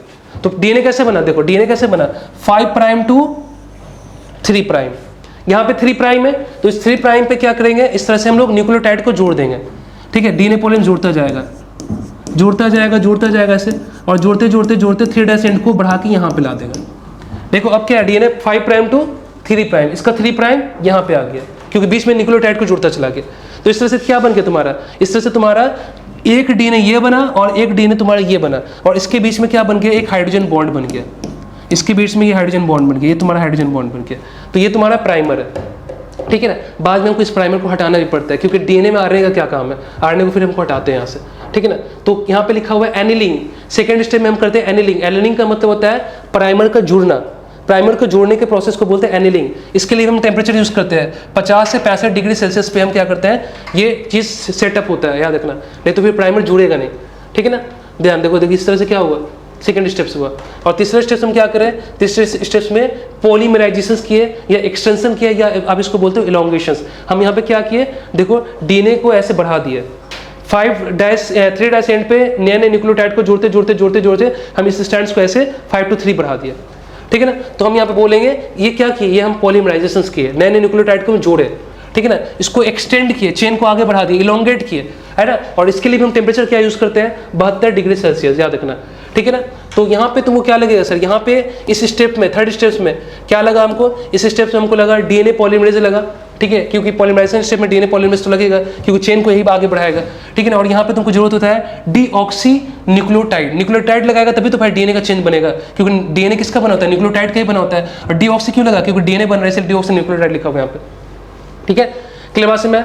अब यहाँ पे क्या बन गया, देखो ये प्राइमर था 5-3, देखो ऐसे बढ़ा दिया, ये देखो प्राइमर था 5-3, देखो ऐसे ऑरेंज वाला बढ़ा दिया। अब प्राइमर को हटा देंगे, ये स्ट्रैंड्स बन जाएगा, ये एक स्ट्रैंड्स बन गया इनके बीच में हाइड्रोजन बॉन्ड, और ये एक स्ट्रैंड्स बन गया इनके बीच में हाइड्रोजन बॉन्ड, 2 डीएनए बन गए एक डीएनए से, ठीक है ना। और ये बहुत फास्ट होता है, ये इतना जल्द मतलब बहुत स्लो नहीं होता, बहुत फास्ट होता है, ठीक है ना। मतलब डीएनए को बहुत तेजी से एम्पलीफाई कर रहा है। देख लो ये वाला, ये तुम्हारा एक डीएनए था, ठीक है ना। एक डीएनए से देखो तुम क्या बनाया, यहाँ पे 2 डीएनए बनाया। कैसे बनाया, इसको खोला, ये इससे एक डीएनए बना, ये एक डीएनए बना, और इसको खोला, इससे एक नया डीएनए बना। तो एक डीएनए से कितना बन गया, 2 डीएनए बन गया। अब क्या होगा सर, 2 से अब तुम्हारा 4 डीएनए बने। कैसे बनेगा, अब ये वाला जो तुम्हारा डीएनए है, ये डीएनए, इस पे क्या होगा, इस पे एक स्ट्रैंड्स बनेगा, ठीक है ना, इस पे एक स्ट्रैंड्स बनेगा, फिर इस पे एक स्ट्रैंड्स बनेगा, इस पे एक स्ट्रैंड्स बनेगा। मतलब यहाँ पे क्या होगा, इसका मतलब यहाँ पे कहीं ना कहीं क्या होगा, 4 पेरेंट स्ट्रैंड्स बनेगा। ठीक है, देखो 4 पेरेंट स्ट्रैंड्स बना है, और 4 पेरेंट स्ट्रैंड्स पे क्या होगा, तुम्हारा प्राइमर जुड़ेगा, और चारों पेरेंट स्ट्रैंड्स पे क्या होगा, तुम्हारा डीएनए पॉलीमरेज जुड़ करके क्या करेगा, चेन को ऐसे आगे बढ़ा देगा। और टोटल तुम्हारे पास कितना डीएनए आ जाएगा, टोटल तुम्हारे पास 4 डीएनए आ जाएगा। ठीक है ना, टोटल तुम्हारे पास में 4 डीएनए आ जाएगा। तो 1 2 3 4 हो गया, यहाँ पे क्या 2, ठीक है, यहाँ से क्या बना, 2 डीएनए बना, 1 से 2 डीएनए बना, 2 से तुम्हारा 4 बना। तो ऐसे करके क्या करते हो तुम, यहाँ पे 4 डीएनए बना लेते हो। ठीक है, क्लियर, समझ में आया। तो यहाँ पे क्या लिखा हुआ है, यहाँ पे लिखा हुआ है कि ये जो तुम्हारा पॉलीमरेज चेन रिएक्शन है, पीसीआर, ठीक है ना, ये जो तुम्हारा पीसीआर है, पॉलीमरेज चेन रिएक्शंस, इस साइकिल हैज द 3 स्टेप। हर एक साइकिल में क्या होता है, 3 स्टेप्स होता है। कौन कौन सा पढ़ा अभी हम लोग, भाई डीनेचुरेशन पढ़े, डीएनए का सेपरेशन किए दोनों स्ट्रैंड्स को, प्राइमर लगाए, एनिलिंग किए, एक्सटेंशन किए, यानी प्राइमर के हेल्प से हमने कहीं ना कहीं डीएनए के चेन्स को आगे बढ़ा दिए। तो एक साइकिल में एक डीएनए से जब तुम 2 डीएनए बना रहे हो, ठीक है ना, तो उसमें तुम्हारा एक साइकिल कंप्लीट हो रहा है, जिसके अंदर में तुम्हारा 3 स्टेप्स कंप्लीट हो रहा, ठीक है ना। एक तुम्हारा डीनेचुरेशन, प्राइमर, एनिलिंग और एक्सटेंशन, ठीक है ना। तो 30 साइकिल के बाद, एनसीईआरटी में लिखा हुआ 30 साइकिल के बाद मेरे पास में क्या हो जाता है, इस पीसीआर से 1 बिलियन कॉपी बन जाता है डीएनए का। 1 बिलियन कॉपी जो है तुम्हारा आफ्टर 30 साइकिल आ जाता है मेरे पास में। तो डायरेक्ट आ सकता है क्वेश्चन, आफ्टर 30 साइकिल तुमने कितना डीएनए फॉर्म कर लिया, तो बोलेगा 1 बिलियन डीएनए फॉर्म कर लिया, ठीक है ना। और सारे स्टेप्स में देखो तुम्हारा कहीं ना कहीं क्या लग रहा है, टेम्परेचर लग रहा है, सारे देखो इसमें भी टेम्परेचर लगाता है। देखो यहाँ पे देखो, यहाँ पॉलीमरेज में 72 डिग्री सेल्सियस, एनिलिंग में क्या किया 50 से 65, यहाँ पे तुम्हारा डीनेचुरेशन में भी क्या यूज़ किया, डीनेचुरेशन में यहाँ पे 90 to 95, यानी हर स्टेप्स में, एक साइकिल के पूरे स्टेप्स में क्या लग रहा है तुम्हारा, यहाँ पे टेम्परेचर लग रहा है। इसलिए तुम क्या बोलते हो इसको बोलते हो थर्मल साइकिल। थर्मल मतलब टेम्परेचर साइकिल, ऐसा साइकिल जिसके अंदर में टेम्परेचर तुमको लगेगा ही लगेगा। आप समझना। अब यहाँ पे क्या बोला जा रहा है, अब एक इंपॉर्टेंट बात समझने वाला है कि सर पहले स्टेप्स में कोई एंजाइम नहीं लगा था, पहले साइकिल का पहले स्टेप्स में यानी डीनेचुरेशन में कोई एंजाइम नहीं लगा, सेकंड एनिलिंग में भी कोई एंजाइम नहीं लगा, लेकिन तीसरे स्टेप्स में क्या लगा है, डीएनए पॉलीमरेज लगा। अब डीएनए पॉलीमरेज जो होता है, याद रखना, डीएनए पॉलीमरेज में लिखा हुआ है ये तुम्हारा काम करता है 37 डिग्री सेल्सियस पे, 37 डिग्री सेल्सियस पे यानी 37 डिग्री सेल्सियस पे ये डीएनए पॉलीमरेज वर्क करता है, काम करता है। अगर तुम टेम्परेचर बढ़ाओगे, अब तुम बताओ लास्ट वाले स्टेप में टेम्परेचर कितना यूज किए थे, 72 डिग्री सेल्सियस। 72 डिग्री सेल्सियस अगर इस एंजाइम को मिलेगा, डीएनए पॉलीमरेज को पॉलीमराइजेशन करने के लिए, तो ये काम कर पाएगा, नहीं कर पाएगा। तो करना क्या पड़ेगा सर, ऐसा कुछ करना पड़ेगा कि यहाँ पे जो एंजाइम हम यूज कर रहे हैं वो ऐसा कोई एंजाइम यूज करे जो हाई टेम्परेचर से क्या हो, वो टॉलरेंस हो, ठीक है, हाई टेम्परेचर से वो क्या हो, रेजिस्टेंस हो, या ऐसा बोल दो कि वो हाई टेम्परेचर को झेल सकता है, वो हाई टेम्परेचर पे भी क्या रहता है, एक्टिव रहता है, काम करता है वो। तो तुम क्या करोगे सर, आप निकालोगे आर्कीबैक्टीरिया, ठीक है ना, जो खोलता हुआ पानी है, जो खोलता हुआ लावा है, ठीक है, इसको बोलते हो हाइड्रोथर्मल वेंट्स, ठीक है ना, वहां से तुम निकालते हो आर्कीबैक्टीरिया। आर्कीबैक्टीरिया ऐसा बैक्टीरिया होता है जो हाई टेम्परेचर पे भी सर्वाइव करता है, और इतने हाई टेम्परेचर पे अगर सर्वाइव कर रहा है तो कहीं ना कहीं उस आर्कीबैक्टीरिया के अंदर में भी क्या होता होगा, डीएनए रेप्लिकेशन हो रहा होगा, डीएनए से डीएनए बना रहा होगा वो भी। जब वो डीएनए से डीएनए बना रहा होगा तो वहां पे भी तो भाई कोई ना कोई पॉलीमरेज यूज होगा, डीएनए पॉलीमरेज यूज हो रहा होगा उसके आर्कीबैक्टीरिया के डीएनए को रेप्लिकेट करने के लिए। इसका मतलब वहां पे उस आर्कीबैक्टीरिया के अंदर जब डीएनए रेप्लिकेशन हो रहा होगा तो वहां पे जो एंजाइम डीएनए रेप्लिकेशन कर रहा है, पॉलीमराइजेशन कर रहा है उस वेक्टर के अंदर में, वो हाई टेम्परेचर से क्या है, कहीं ना कहीं रेजिस्टेंस है, हाई टेम्परेचर पे भी वो काम कर रहा है, एक्टिव है ना, समझ में आ रहा है? उस हाई टेम्परेचर पे वो एंजाइम खराब नहीं हो रहा है, डीनेचर नहीं हो रहा है। इसका मतलब अगर हम उस एंजाइम को निकाल लें और हम उस एंजाइम को यहाँ पे यूज करें, ठीक है, जहां पे 72 डिग्री यूज करें पॉलीमराइजेशन में, और वो एंजाइम कितना झेल सकता है, 100 तक झेल सकता है, 100 से भी ज्यादा झेल सकता है, तो वो एंजाइम यहाँ पे काम कर जाएगा। तो हम वहां से निकालते हैं, एंजाइम का नाम है, याद है आर्कीबैक्टीरिया का नाम है क्या, ठीक है ना, thermos aquaticus. Thermos aquaticus archaebacteria का नाम है, और वहां से जो तुम निकालते हो, ठीक है ना, थर्मस एक्वाटिकस, यहां से जो तुम एंजाइम निकाल, मतलब जो एंजाइम लेते हो उसको बोलते हो टैग पॉलीमरेज, ठीक है। टैग का मतलब होता है थर्मस, एक्यू का मतलब है एक्वाटिकस, तो टैग पॉलीमरेज तुम यहां से लेते हो, ठीक है ना, और टैग पॉलीमरेज तुम यहां से लेते हो किसके लिए, डीएनए के पॉलीमराइजेशन के लिए लेते हो। ठीक है ना। तो इस तरह से तुम क्या कर लेते हो, डीएनए का पॉलीमराइजेशन कर लेते हो। लिख दिया यहाँ पे क्या 100 डिग्री सेल्सियस क्या होता है, डीएनए आर्किबैक्टीरिया जो है वो सर्वाइव कर सकता है, ठीक है ना। थर्मोस्टेबल होता है, ये एंजाइम हाई टेम्परेचर पे स्टेबल है, खराब नहीं होता है, डीनेचर नहीं होता है, ये हाई से हाई टेम्परेचर को झेल लेता है, तभी तो आर्किबैक्टीरिया के अंदर इतना हाई टेम्परेचर पे वहाँ पे डीएनए का रेप्लिकेशन कर रहा है, ठीक है ना। तो साइंटिस्ट ने क्या किया भाई, साइंटिस्ट ने एक्सट्रैक्ट कर लिया इस डीएनए पॉलीमरेज को, निकाल दिया उस बैक्टीरिया से, और निकाल के कहीं ना कहीं उसको हम क्या करें लैब के अंदर में पीसीआर टेक्निक के अंदर में जो लास्ट स्टेप था वहां पे इस एंजाइम का इस्तेमाल करते हैं जिसका नाम होता है थर्मस एक्वाटिकस बैक्टीरिया से जो निकाले हैं इसका नाम होता है Taq polymerase. DNA polymerase obtain from the Thermus aquaticus called as Taq polymerase, ठीक है। थर्मोस्टेबल होता है, ठीक है ना, ये हाई टेम्परेचर पे स्टेबल है, खराब नहीं होता एंजाइम, और ये वर्क कर सकता है 110 डिग्री सेल्सियस पे भी काम कर सकता है, ठीक है ना। 110 डिग्री सेल्सियस पे भी ये क्या कर सकता है, तुम्हारा काम कर सकता है। तो एनसीईआरटी का डायग्राम है, ठीक है। ये डीएनए था, इसको खोला, डीनेचुरेशन, हिट दिया, डीनेचुरेशन खुल गया, प्राइमर जो ना एनिलिंग, ठीक है ना। अब यहाँ पे क्या है, लास्ट स्टेप है एक्सटेंशन या पॉलीमराइजेशन। देखो क्या लग रहा है, डीएनए पॉलीमरेज कौन सा है, टैग पॉलीमरेज, और यहाँ पे क्या लगेगा, डीऑक्सी न्यूक्लियोटाइड भी लगेगा, ठीक है ना। और ये लेने के बाद तुम क्या करोगे, इस तरह से तुम डीएनए का देखो स्ट्रैंड्स बना लिए। तो यहाँ पे 5 3 5 3 ये एक स्ट्रैंड्स बना, ये एक डीएनए बन गया और ये एक डीएनए बन गया, तो तुम्हारे पास में 2 डीएनए आ गया। तो आफ्टर 30 साइकिल के मेरे पास कितना आ जाएगा, 1 बिलियन क्या आ जाएगा यहाँ पे, कहीं ना कहीं तुम्हारे पास में डीएनए आ जाएगा, ठीक है ना।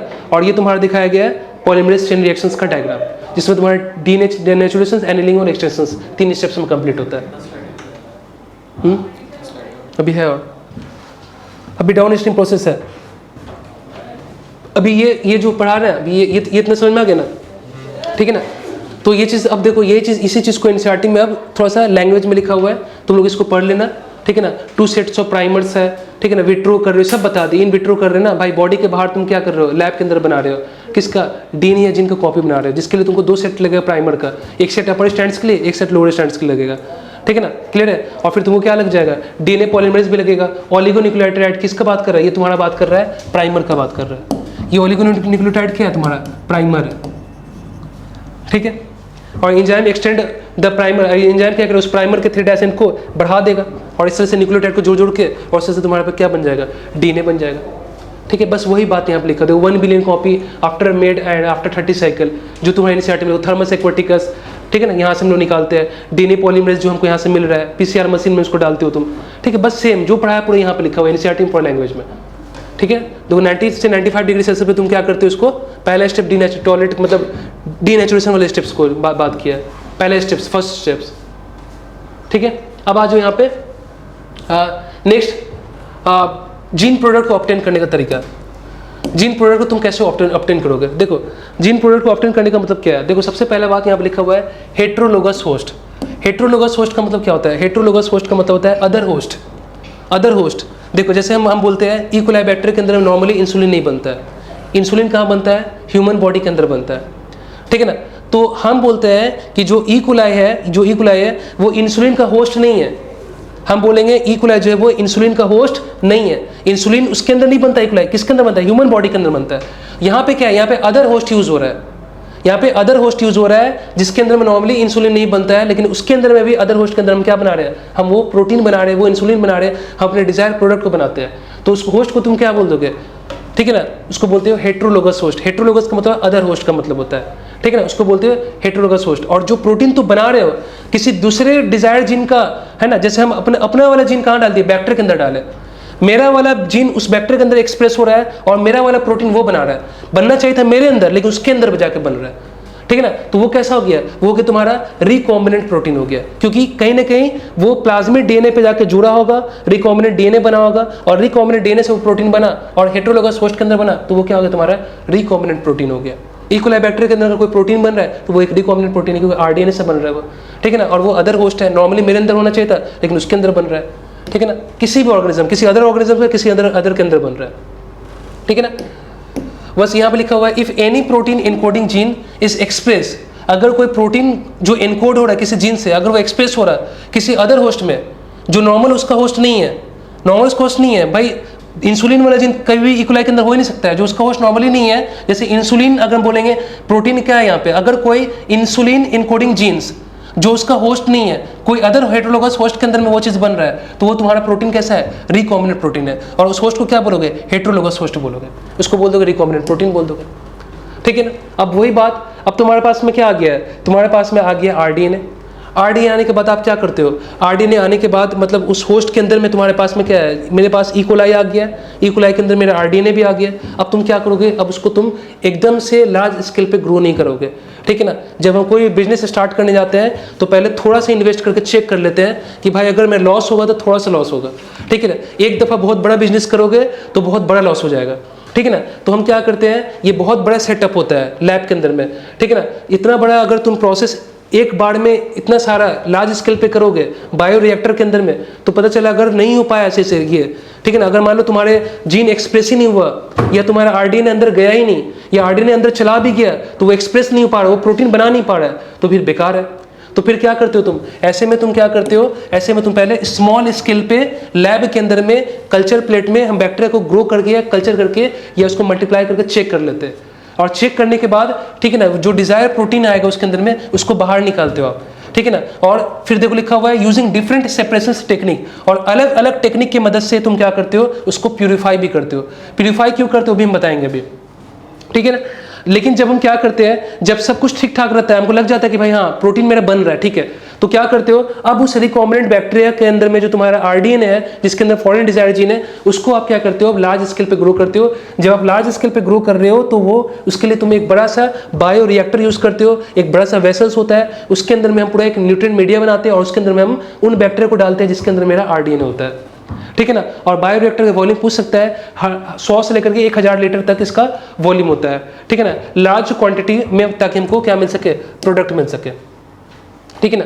अब ये बायो रिएक्टर क्या करता है, बायो रिएक्टर जो है उसके अंदर में पूरा सब कुछ हम ऑप्टिमम बना के रखते हैं कंडीशंस, मतलब उसमें जितना टेम्परेचर चाहिए होता है ऑप्टिमल, देखो लिखा हुआ ऑप्टिमल कंडीशंस।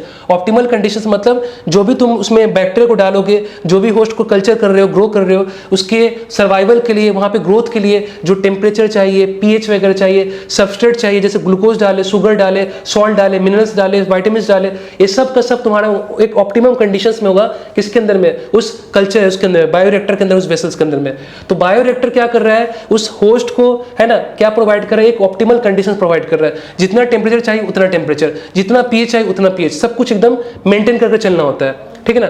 ताकि जो E. coli है वो क्या रहे, वो लॉग फेज में रहे। लॉग फेज का मतलब होता है कि हर ऑर्गेनिज्म के लाइफ साइकिल में 3-4 फेज होता है। एक होता है लैग फेज होता है जिसमें बैक्टीरिया धीरे धीरे ग्रो करता है, लॉग फेज जिसमें बहुत तेजी से ग्रो करता है, ठीक है ना। फिर एक फेज आता है तुम्हारा क्या, एक फेज आता है क्या, स्टेबल फेज, जिसमें वो रुक जाता है, और या स्टेशनरी फेज बोल सकते हो, या तुम उसको बोल सकते हो क्या, एसिम्प्टोट भी बोल सकते हो, ठीक है ना, या उसको बोल सकते हो क्या, डिक्लेरेशन फेज बोल सकते हो, ठीक है ना। तो मेरे कहने का मतलब है लॉग फेज को आप क्या बोलते हो, एक्सीलरेशन फेज भी बोलते हो।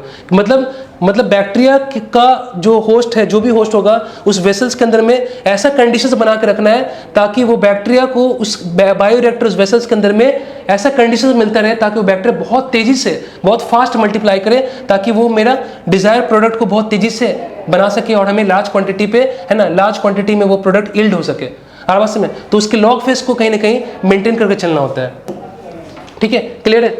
अब क्या करते हो तुम यहाँ पे, अब यहाँ पे 2 तरीका हम यूज करते हैं। एक तुम्हारे पास में क्या होता है, एक तुम्हारे पास में मान लो एक वेसल से, मान लो ऐसा वेसल से, वेसल्स का मतलब है कि इसके अंदर तुम क्या, ये बायो रिएक्टर है, इसके अंदर में तुम अपना जो भी है, जो भी अपना सैंपल वगैरह डालना डाल दो, जो भी तुमको अपना क्या बोलते हैं रॉ मटेरियल डालना डाल लो, न्यूट्रिएंट मीडिया बना लिया, बैक्टीरिया डाल दिया, जितने सारे न्यूट्रिएंट डालना था वो डाल दिया, ठीक है। सबको डालने के बाद क्या किया, 2 घंटे के लिए क्या किया, मशीन स्टार्ट किया, ठीक है। ये जो मशीन था वो स्टार्ट हुआ, ठीक है। ये ऐसा समझ लो बायो रिएक्टर के अंदर में जो तुम्हारा प्रोसेस है वो स्टार्ट हुआ। 2 घंटे के लिए प्रोसेस स्टार्ट किया और 2 घंटे के बाद उस प्रोसेस को बंद कर दिया।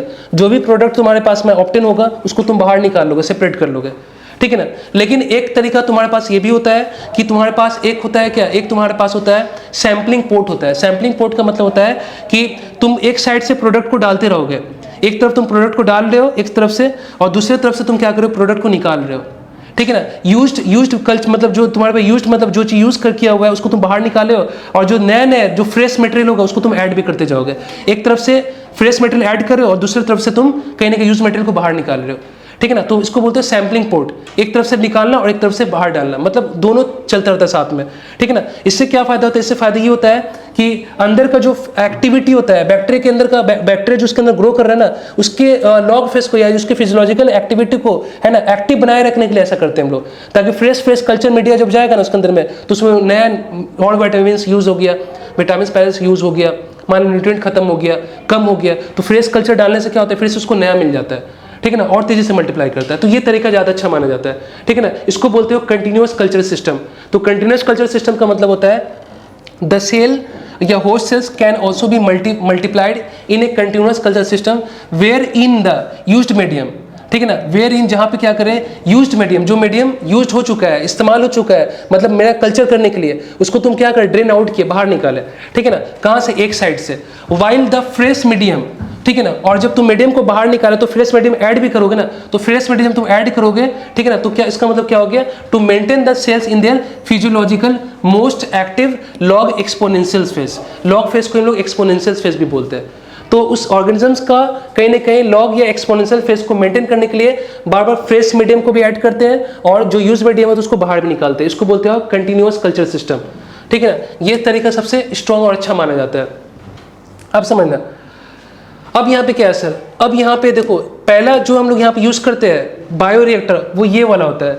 ये वाला जो बायोरिएक्टर होता है इसको बोलते हैं सिंपल स्टायर्ड टैंक बायोरिएक्टर। ये वाला सिंपल स्टायर्ड टैंक बायोरिएक्टर, इसमें क्या होता है, इसमें तुम्हारे पास एक इनलेट होता है जहाँ से एयर को तुम अंदर की तरफ भेजते हो, ठीक है ना। स्टेराइल एयर होता है, यानी एयर में कोई माइक्रो ऑर्गेनिज्म नहीं होना चाहिए, एयर कॉन्टेमिनेट नहीं होना चाहिए, नहीं तो एयर में अगर कोई अदर ऑर्गेनिजम्स होगा तो फिर अंदर के जो तुम्हारा अपना वाला डिजायर होस्ट है उसको डिस्टर्ब कर सकता है, इंटरफेयर कर सकता है उसके वर्क में, ठीक है ना। फिर तुम यहाँ पे एसिड बेस कंट्रोलर भी रखते हो।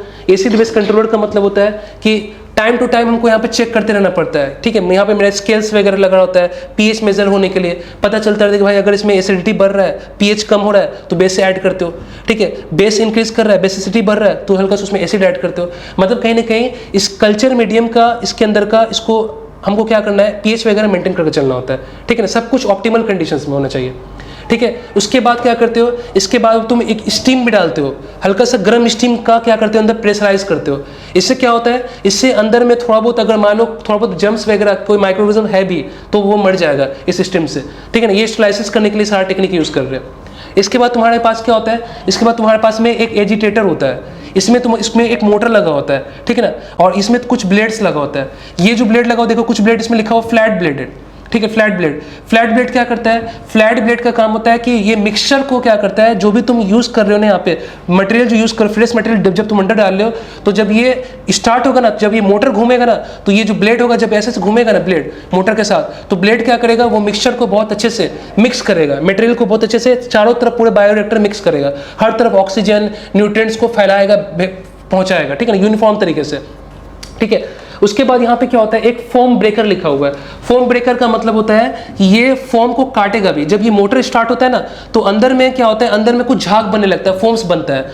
वो फोम्स जब बहुत ज़्यादा बनने लग जाएगा ना तो अंदर में ऑक्सीजन का सप्लाई बहुत कम हो जाता है, ठीक है ना। तो ये फोम ज़्यादा बनना नहीं चाहिए, फोम को काटने वाला यहाँ पे क्या होना चाहिए, यहाँ पे फोम ब्रेकर होना चाहिए, ठीक है ना। उसके बाद यहाँ पे क्या करते हो, कल्चर ब्रोथ ऐड करते हो। कल्चर ब्रोथ का मतलब होता है न्यूट्रिएंट मीडियम ऐड करते हो, जिसके अंदर तुम्हारे पास में मान लो मिनरल्स है, ग्लूकोज है, ठीक है ना, सॉल्ट वगैरह है, मिनरल्स वगैरह है, ठीक है ना, ये सब तुम वगैरह ऐड करते हो इसके अंदर। इसको बोलते हो कल्चर ब्रोथ, ठीक है ना। ये कल्चर ब्रोथ इसके अंदर डाल दिया। डालने के बाद क्या होता है, इसको आप स्टार्ट करोगे, जब ये मोटर स्टार्ट होगा तो जब ये मोटर घूमेगा तो ये क्या होगा, ये पूरा एजिटेटर जो है जिसके साथ में फ्लैट ब्लेड लगा हुआ है, फोम ब्रेकर लगा हुआ है, ये सब घूमने लगेगा। जब ये घूमेगा तो ये पूरा के पूरे रॉ मटेरियल को हर तरफ बीकर में अच्छे से क्या करेगा, मिक्स करेगा। जहां जहां पे इसको लेके जाना है उसमें वहां पे इसको यूनिफॉर्म तरीके से मिक्स करेगा। और मिक्स करने के बाद क्या होगा, जितना सारा फॉर्म देखो पूरे में हम लोग कल्चर ब्रोथ पूरे में नहीं भरे है, 1/3 यानी 3/4 भरते हैं, एक हिस्सा खाली रखते हैं क्योंकि थोड़ा सा एयर रहने का भी स्पेस होना चाहिए। पूरा भर दोगे तो एयर के लिए कुछ जगह नहीं बचेगा, ठीक है। तो सारा बैक्टीरिया जो है इसके अंदर में जो एरोबिक बैक्टीरिया वो सब मर जाएगा, क्योंकि जो बैक्टीरिया हम यहाँ पे यूज करें वो एरोबिक बैक्टीरिया होता है, ठीक है ना। जब ये घूमेगा ना, जब ये घूमेगा तो फिर क्या होगा, धीरे धीरे बैक्टीरिया अपना ग्रोथ करेगा, मल्टीप्लाई करेगा, मीडियम से जितने सारे न्यूट्रिएंट वगैरह लेकर के ग्रोथ होना स्टार्ट करेगा। तो होगा क्या कि ये जो फ्लैट ब्लेड होता है ना, ये जो फ्लैट ब्लेड होता है जब ये घूम रहा है ना, जब ये घूम रहा है, और फोम ब्रेकर है जब ये घूम रहा है ना, तो फोम ब्रेकर फोम को तो काटता ही है, साथ में तुम्हारा जो बैक्टीरिया वो भी कटता है, ठीक है ना। बैक्टीरिया यहाँ पे मल्टीप्लाई भी कर रहा है और बैक्टीरिया यहाँ पे क्या हो रहा है, बैक्टीरिया यहाँ पे टूट भी रहा है, कट भी रहा है। जब बैक्टीरिया मल्टीप्लाई कर रहा है तो कहीं ना कहीं वो एक्सप्रेस भी कर रहा है जीन को, तो उसमें से जितना सारा बैक्टीरिया कटेगा, कट के क्या होगा, सब इसी के अंदर में, इसी कल्चर ब्रोथ में इकट्ठा हो जाएगा। और उस कल्चर ग्रोथ में क्या होगा, उस बैक्टीरिया के अंदर जो तुम्हारा प्रोटीन जो प्रोडक्ट बना होगा वो उन बैक्टीरिया से निकल के कहाँ पे आ जाएगा, इस कल्चर ग्रोथ में आ जाएगा, यानी इस वेसल्स में आ जाएगा। लेकिन जो इंपॉर्टेंट बात यह है कि भाई बैक्टीरिया जब अंदर गया तो बैक्टीरिया खुद के लिए तो अपना कुछ ऑन प्रोटीन बनाया होगा अपने बॉडी के लिए, ठीक है ना, तो वो प्रोटीन भी इसी में ही आएगा कट करके। प्लस बैक्टीरिया जितने सारे डेड बैक्टीरिया होगा वो सब इसी कल्चर ग्रोथ में होगा। प्लस यहाँ पे न्यूट्रिएंट मीडिया तुम ऐड किए वो भी इसके अंदर में होगा, ठीक है ना। तो कहीं ना कहीं क्या होगा, कहीं ना कहीं इसके अंदर में बहुत सारे इम्प्योरिटी रहते हैं, तो उन सारे इम्प्योरिटी को एक टाइम के बाद हम क्या करते हैं, अलग भी करना होता है, ठीक है ना। तो बाद में फिर हम क्या करेंगे, बाद में फिर मेरे पास में क्या होगा, यहाँ पे दिखाया नहीं है, सैम्पलिंग पोर्ट होगा, सैम्पलिंग पोर्ट से हम क्या करेंगे, जो यूज्ड मीडिया होगा उसको बाहर निकाल लेंगे। फिर से क्या होगा, सेपरेशन टेक्निक के थ्रू हम क्या करेंगे, उसमें से प्यूरिफाई करते हैं। भाई प्रोटीन तुम्हारे पास में अब आ गया है, लेकिन वो प्रोटीन के साथ में और भी ऐसे अदर मटेरियल्स भी मिक्स है जो कि कहीं ना कहीं तुम्हारे प्रोटीन को इम्प्योर कर रहा है, तो उसको तुम क्या करते हो, उसको निकालते हो कहीं ना कहीं प्यूरिफाई करने के लिए, ठीक है ना। ये एक तरीका होता है। और दूसरा जो एक तरीका होता है ये वाला है, इसको बोलते हो क्या, इसको बोलते हो स्पार्ज स्टार्ड टैंक बायोरिएक्टर। इसमें क्या होता है, इसमें हम क्या यूज करते हैं, ध्यान रखना, इसमें तुम्हारे पास एक स्पार्जर लगा होता है। स्पार्जर का मतलब होता है कि इसमें जब तुम एयर को सप्लाई करते हो ना, तो वो एयर जो है याद रखना, वो एयर जो है याद रखना, उसमें जो ऑक्सीजन होता है वो ऑक्सीजन बबल के फॉर्म में क्या होता है, इस वेसल्स के अंदर में जाता है, ठीक है ना। ऐसा क्यों करते हो, क्योंकि बबल मान लो जितना छोटा रहेगा ना, वो बहुत छोटा छोटा और बहुत सारा बबल है, तो टोटल मिल करके वो क्या करेगा, वो सरफेस एरिया को बढ़ा देगा। क्योंकि बबल के सरफेस पे क्या है, वो बबल का जो सरफेस पे है उसी पे तुम्हारा क्या है, ऑक्सीजन है, उसी सरफेस में ऑक्सीजन डिजोल्व है। तो जितना ज्यादा सरफेस एरिया होगा उतना ज्यादा ऑक्सीजन ट्रांसफर करने का क्या मिलेगा, उसको जगह मिलेगा। तो हम ये बोलते हैं एक बड़ा सा बबल बनाओगे तो उसका सरफेस एरिया कम होगा, लेकिन बहुत छोटा छोटा बहुत सारा बबल बनाओगे, वो सारा बबल, उन सारे बबल मिल करके क्या करेंगे, टोटल सरफेस एरिया को बढ़ा देंगे। तो जब ज्यादा सरफेस एरिया हो जाएगा तो उसमें ज्यादा ऑक्सीजन होगा, और ज्यादा ऑक्सीजन होगा तो ऑक्सीजन ट्रांसफर करने का जो एरिया होगा वो क्या हो जाएगा, तुम्हारा बढ़ जाएगा। तो लिखा हुआ है इंक्रीज सरफेस एरिया, क्योंकि जितना छोटा छोटा बबल है वो सरफेस एरिया को बढ़ा रहा है, और उसी सरफेस पे क्या अटैच है, तुम्हारा ऑक्सीजन अटैच है, तो increase surface area for the oxygen transfer, ठीक है ना। तो इस वाले वेसल्स में ऑक्सीजन ट्रांसफर, ठीक है ना, बहुत ज्यादा होता है, क्योंकि यहाँ पे स्पार्जर लगा होता है, ठीक है ना, जो क्या करता है उस एयर को छोटे छोटे बबल्स के फॉर्म में ऐसे है ना स्प्रेड कर देता है पूरे बायोरिएक्टर के अंदर में, जिसकी वजह से सरफेस एरिया ज्यादा होता है। और जब सरफेस एरिया ज्यादा होगा तो ज्यादा ऑक्सीजन होगा, तो ज्यादा ऑक्सीजन जब अंदर ट्रांसफॉर्म होगा तो बैक्टीरिया को ज्यादा ऑक्सीजन मिलेगा, तो ज्यादा अच्छे से बैक्टीरिया क्या करेगा, स्पीड से ग्रो करता है। तो ये वाला चीज थोड़ा सा ज्यादा एडवांस है, इससे ये थोड़ा ज्यादा एडवांस होता है, ठीक है ना। तो ये जो स्पार्ज, लेकिन ज्यादातर हम लोग ये वाला यूज करते हैं, simple stirred tank bioreactor. Sparge stirred tank bioreactor कम यूज होता है, ठीक है, ध्यान रखना। लेकिन इसका बात करेंगे तो कहीं ना कहीं ग्रोथ रेट काफी हाई है, ठीक है। इसमें बहुत तेजी से क्या करता है, बैक्टीरिया ग्रो करता है, क्योंकि ऑक्सीजन बहुत अच्छे से मिल पाता है इसमें, ठीक है ना, ये ध्यान रखना। क्लियर है। तो वही चीज यहाँ पे लिखा हुआ है, क्या ये लिखा हुआ है, सैम्पलिंग पोर्ट्स, ठीक है ना। सो डैट सैम्पलिंग पोर्ट्स होगा जहाँ पे small volume of the culture can be, ठीक है, विड्रॉन, यानी निकाल देते हैं पीरियडिकली, यानी टाइम टू टाइम निकालना होता है। And the most commonly used bioreactor are of the simple stirring type, ठीक है। अनदर बायोरिएक्टर हम यूज करके स्पार्ज स्टर टैंक बायोरिएक्टर जो बताया गया। Down stream processing, down stream processing के बाद क्या होता है, इसमें हम प्यूरिफाई करते हैं। जो भी प्रोटीन आया है तुम उस प्रोटीन को क्या करोगे, प्यूरिफाई करके अपने प्रोटीन को तुम आइसोलेट कर लोगे। जो प्रोटीन तुम्हारे पास में आया है, जो प्रोडक्ट तुम्हारे पास में आया है, उसको अब क्या करना है, मार्केट में सेल करना है। तो जब प्रोडक्ट आया है ना, जो प्रोडक्ट तुम्हारे पास ऑब्टेन हुआ, और जब तुम उसको मार्केट में सेल करने जा रहे हो, ठीक है ना, उसके बीच में जो टाइम है, जो कुछ भी होगा उसको तुम बोलते हो क्या, उसको बोलते हो डाउन स्ट्रीम प्रोसेस। तो डाउन स्ट्रीम प्रोसेस में लिखा हुआ है after completion of the biosynthetic stage, मतलब जब तुमने अपना प्रोडक्ट को बना लिया है ना, the product has to be subjected treatment through a series of process before it is ready for the marketing as finished. मतलब जैसे मान लो तुमको एंटीबायोटिक बनाए, तो एंटीबायोटिक जब तुम बनाते हो तो डायरेक्ट इंसान पे थोड़ी लगा देते हो, पहले तुम उसको कहीं ना कहीं ट्रायल करते हो जानवर पे, फिर ट्रायल जानवर पे करने के बाद फिर एनिमल पे, फिर इंसान पे ट्रायल करते हो, फिर इंसान पे ट्रायल करने के बाद देखते हैं भाई किसी को कोई नुकसान नहीं हुआ, ठीक है। उसके बाद फिर जाकर के वो किसी मेडिसिन स्टोर या किसी केमिस्ट या किसी भी हॉस्पिटल या किसी वैसे जगह पे पहुंचता है सेल के लिए, ठीक है। तो इसके बीच में हम क्या करते हैं, उसके क्वालिटी को, है ना, उसके क्वालिटी को वगैरह को चेक करते हैं, ठीक है ना, कुछ नुकसान न कर जाए, उसका टेस्टिंग वगैरह होता है। तो इसमें तुम क्या बोलते हो, इसको बोलते हो डाउन स्ट्रीम प्रोसेसिंग। जब तो प्रोडक्ट आ गया मार्केट में सेल करने से पहले बीच में जितना भी कुछ होगा वो सब का सब क्या कहीं ना कहीं तुम्हारा डाउन स्ट्रीम प्रोसेसिंग होता है, ठीक है ना। अब ये वही चीज लिखा हुआ है यहाँ पे, देखो लिखा हुआ down stream processing and quality control testings very from the product to product. अब वो डिपेंड करता है तुम्हारा प्रोडक्ट कैसा है ना, किस प्रोसेस के थ्रू तुमने बनाया है, ठीक है ना, उसका क्वालिटी उस पर वो चीज़ डिसाइडेड होता है, ठीक है। चलो हो गया चैप्टर खत्म। उससे पीडीएफ तुम लोग भेज देंगे, ठीक है। नेक्स्ट क्लास में स्टार्ट करेंगे तुम लोग का बायोटेक एप्लीकेशंस। जाओ, जिंदा है ना?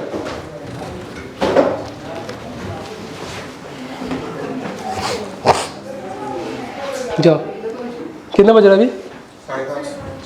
कितना जल्दी छुट्टी दे दी, कितना बजे क्लास हुआ? 4 से 5:30, 1.5 घंटा पढ़ा दिया।